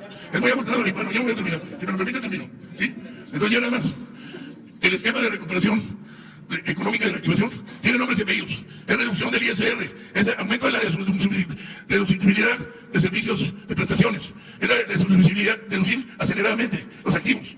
Hay muchas series, no voy a mostrar aquí porque me llevaría 2 horas hablando, pero esos son los temas centrales. Y aquí el objetivo es el 6.5 que ya ocultaron. ¿Dónde quedó la braga? No sé. Ya nadie habla del 6.5. Hablan que si acaso el pueblo no aguanta otro sexenio de 2%. El pueblo no aguanta otro sexenio de cero movilidad social ascendente, sostenida y sustentable. equilibrada e incluyente. Eso no se da con lo que están dando abajo. Lo que están dando abajo es bueno, pero hay que fomentar y promover. Ya estoy harto de que la Secretaría de Economía es un parapeto más del ineficiente gobierno mexicano. Al juzgar hasta donde nos quedamos con Ildefonso Bogal. Aquí no estoy juzgando ni nada, simplemente estoy pensando muy respetuosamente, doctora, las inquietudes que tengo. Muchas gracias por su respuesta. Muchas gracias. Tomo la última pregunta aquí adelante y un comentario brevísimo si es solamente para comentar la respuesta. No, solamente para complementar. Gracias. Por el tiempo, de verdad. Oye, amigo, pero ya me dieron la palabra, ¿sí? Bueno, doctora Demian Duarte, de Pasión por los Negocios, Política y Rock and Roll Radio, Proyecto Puente de Sonora. El presidente ha manifestado que los recursos naturales de que dispone el país pues son necesarios aprovecharlos precisamente para impulsar el desarrollo. En Sonora, usted sabe muy bien, tenemos un estado que es eminentemente minero y que, bueno, aproximadamente el 17% de nuestro producto estatal tiene que ver con las actividades mineras, además de un 8% adicional que depende de las cadenas productivas relacionadas al sector. En específico, hemos sabido desde hace alrededor de 5 o 6 años que se descubrieron yacimientos muy ricos en litio en Sonora. En alguna ocasión aquí el presidente la emplazó a darnos a conocer un plan para el aprovechamiento, no nada más de la extracción del mineral, sino el aprovechamiento, industrialización y proceso de esta riqueza que, bueno, pues sabemos, así como decía ahorita el compañero Carlos Cabeza, pues hemos llegado tarde a todas las revoluciones. En este caso el litio se está utilizando precisamente para el desarrollo de la industria tecnológica, muy en específico la industria de los autos eléctricos, computadoras, celulares, etcétera. A mí me gustaría, digo, siendo muy breve, que nos diera algún norte de qué está pensando hacer el gobierno federal al respecto de esta riqueza en términos de litio, aparte de que, bueno, hay decenas de proyectos de minas en Sonora pues que están en proceso. Se han abierto, si mal no recuerdo, 3 minas en las últimas semanas, de oro, de cobre y alguna de zinc que anda por ahí. Entonces, si pudiera explicar un poquito cuál es la política alrededor de este asunto del aprovechamiento de la riqueza mineral. Gracias. Sí, por favor, atrás. Y ya procedo a contestar. Sí, muchas gracias, secretaria. Mire, la pregunta concreta es, usted dice que están sentados a la mesa de negociaciones con Brasil. Y aquí la pregunta concreta es si, como en el caso de la industria automotriz, México nuevamente va a ceder ante el estilo de Brasil de administrar el comercio en vez de ir hacia un modelo de comercio libre. Esa sería una pregunta. Y la otra pregunta es, ¿qué pasa con el caso de Paraguay? ¿Se está negociando un acuerdo? ¿Hacia dónde va el caso con Paraguay? Eso es todo. Muchas gracias. Gracias. Yo esperé conscientemente que es una cosa importante que medio... Sí, es breve. ¿Perdón? Nada más, tenemos el caso del Valle Mexicali, que está perdiendo... ¿Dónde? Es que va a contestar a lo que pasa. Sí, pero yo, esta última observación... Si nada más es breve, por favor. Sí, dígame, del Valle Mexicali. Dígame. Que están perdiendo sus terrenos, porque Nacional Financiera, Organización Rural, ha actuado de una manera muy dolorosa, y hay un grave problema, y no me logro su conocimiento de manera marginal. Gracias. Bueno, entonces, yo creo que, pues para responder a algunos de los temas, ha sido una instrucción clara del presidente López Obrador que no podemos apostar todo en los tratados comerciales, pero tampoco podemos abandonar lo que ellos han creado. Hacia donde tenemos que avanzar es hacia combinar la manera en cómo nos conectamos a la economía global con el desarrollo del mercado interno. Sí me queda claro la importancia del mercado interno, sí tengo claridad de cómo podemos desarrollar el mercado interno, y eso tiene que ver con ver cuáles son las cadenas de proveeduría de las empresas y dónde podemos intervenir, con qué estímulos. Ahora, la Secretaría de Economía tiene que actuar de manera transversal. Nosotros, cuando hablamos, por ejemplo, de estímulos fiscales, pues nosotros no manejamos la política fiscal. Entonces, ese es un tema que trabajamos de manera transversal con la Secretaría de Hacienda. Cuando usted me habla, por ejemplo, de algo que es muy importante, de la deducibilidad. Bueno, la deducibilidad la tengo que acompañar con las decisiones de la Secretaría de Hacienda, porque la política fiscal, y en particular la tributaria, se define en la Secretaría de Hacienda. Ahora, efectivamente, México es un país desigual, lo sé muy bien, no solamente por el índice de Gini, por otros elementos, y no solamente es desigual en términos de ingreso, es desigual en términos de regiones. Y por eso es que en la Secretaría de Economía administramos un programa, el programa de desarrollo libre, el programa de la zona libre de la frontera norte, justamente donde hemos, en conjunto con la Secretaría de Hacienda, reducido el ISR de 30 a 20% y el IVA de 16 a 8%. Estos son estímulos fiscales que hacen que las empresas puedan relocalizarse en esos lugares a lo largo de los 43 municipios fronterizos y se pueda desarrollar esta zona. Como además, vigilando y teniendo en cuenta los ingresos de los trabajadores. ¿Para qué? Para que no solamente los beneficios fiscales se los lleven las empresas, sino que también parte de estos desarrollos regionales beneficien a los trabajadores. Y por eso es que el presidente me instruyó buscar trabajar de la mano con la Secretaría del Trabajo para que en el año de 2019 el salario mínimo en esta zona de la frontera norte fuera el doble. Entonces, el año pasado el salario mínimo era 102 general y 176 en la zona fronteriza. Este año solamente aumentó 5% y estamos en 185 pesos diarios. Es decir, al lado de un desarrollo, de unos estímulos fiscales otorgados a las empresas, también se aumenta el ingreso de los trabajadores de nivel de salario mínimo. Entonces, uno de los proyectos regionales es precisamente el de la zona libre de la frontera norte. La Secretaría de Economía hemos trabajado con todos los secretarios de Desarrollo Económico. El año pasado nos reunimos por lo menos 6 veces con todos los secretarios de Desarrollo Económico. Ellos son nuestra contraparte en los estados. ¿Para qué hicimos estas reuniones? Para encontrar las vocaciones regionales, para saber cómo podíamos impulsar proyectos de inversión, dirigir a empresarios que se acercan a la Secretaría buscando lugares donde invertir. Y así puedo decirles, por ejemplo, que impulsamos proyectos turísticos en Quintana Roo, proyectos de fertilizantes en Durango, proyectos de ciencia de datos en Yucatán, en Sinaloa, en Puebla, que impulsamos proyectos de... Hicimos un encuentro empresarial donde hubo más de 2,000 citas empresariales en el Marqués Querétaro, en las instalaciones del Centro Nacional de Metrología en octubre pasado. ¿Para qué? Para que empresarios nacionales se pudieran conectar con las empresas de la industria automotriz, aeroespacial, electrónica y eléctrica. Participamos también en la FAMEX, en la Feria Aeroespacial, en abril pasado junto con la Sedena. ¿Para qué? Para encontrar las oportunidades y traer inversionistas que pudieran contratar y jalar a las pymes. Y estas son algunas de las políticas que hacemos. Ya contestaba yo la pregunta de contenido regional. Vamos a dispersar 150 millones para crear proveedores nacionales, disculpen, a los proyectos de desarrollo de nuevos campos petroleros en Pemex, de pesos, para este año, el presupuesto que tenemos para este año, y en proyectos estratégicos, los proyectos estratégicos que se presentaron aquí en diciembre pasado, ya se llevaron el agua, Gracias. Los proyectos estratégicos no solo los lleva la Secretaría de Economía, los trabajamos en conjunto en mesas de trabajo con Comunicaciones y Transportes, con Hacienda. Para los proyectos estratégicos es clave que estén en la cartera de inversión de la Dirección General de Inversiones de Hacienda, que lleva el licenciado Jorge Nuño. Los proyectos de inversión de CENER, de Cenegas, de Comisión Federal de Electricidad. En el caso del Valle Mexicali, pues haré del conocimiento de las autoridades respectivas ese tema. Voy a contestar la otra pregunta, si me permite. Gracias. Los recursos naturales Sonora. Efectivamente, pues Estado minero, ¿en qué estatus se encuentra cada una de estas concesiones? Pero eso no significa que no haya nuevos desarrollos. Muchas gracias. Las concesiones, se da la concesión y luego entra un proceso de exploración, de desarrollo, de producción y finalmente de cierre. Entonces, por eso estas nuevas minas que se abren, no es que sean nuevas concesiones, sino que son el resultado de estos programas en los que se venía explorando, y una vez que se detecta la rentabilidad de la mina, es que ya los inversionistas pues empiezan la operación misma. Yo aquí, sin antes haberlos compartido con el presidente. Lo que les puedo decir, que eso es público y conocido, es efectivamente México tiene un potencial de crecimiento de litio, que efectivamente es un mineral que se va a usar o se usa crecientemente en las pilas, en las baterías eléctricas, ¿no? Entonces, ahí ya exploramos, ya nuestro estudio incluye toda la cadena, desde la minería hasta la producción y aprovechamiento de litio. Porque lo que estamos buscando en la Secretaría es justamente que logremos conectar también más y más a la minería con el resto de la industria, para no exportar metales en su forma más primitiva, sino que logremos hacer un aprovechamiento sobre todo los metales industriales, que el litio es uno de ellos. En eso estamos, ya tenemos el estudio para Sonora y para otros estados. Sonora no es el único estado que tiene yacimientos, hay otros estados. Entonces ahí hay que conectar, hay que saber, por ejemplo, en qué tipo de procesamiento se requiere, qué tipo de planta de aprovechamiento. Y luego, ¿cuáles son los demandantes de las empresas? Entonces, de hecho, ya tenemos toda la cadena, pero no se lo he presentado al presidente, y creo que lo correcto es que yo se lo presente, y seguramente me va a invitar a estar con ustedes otra vez para hablar del litio. Muchas gracias. Sí, dígame, finalmente ya... Los recintos fiscalizados estratégicos pasan, por ejemplo, 305,000 millones de dólares de mercancía en ambos sentidos, y el valor agregado no México no cero. La función de producción, como usted sabe, es lo que estamos hablando de tecnología. Somos increíbles de mano de obra, ni siquiera las actividades de mano de obra las tenemos nosotros. Al otro lado es un color de crecimiento, y de este lado una marginación. Yo no sé si los requisitos, fui pendiente de cómo el económico que hay que ver, hay 2.500 en el mundo y todos son exitosos.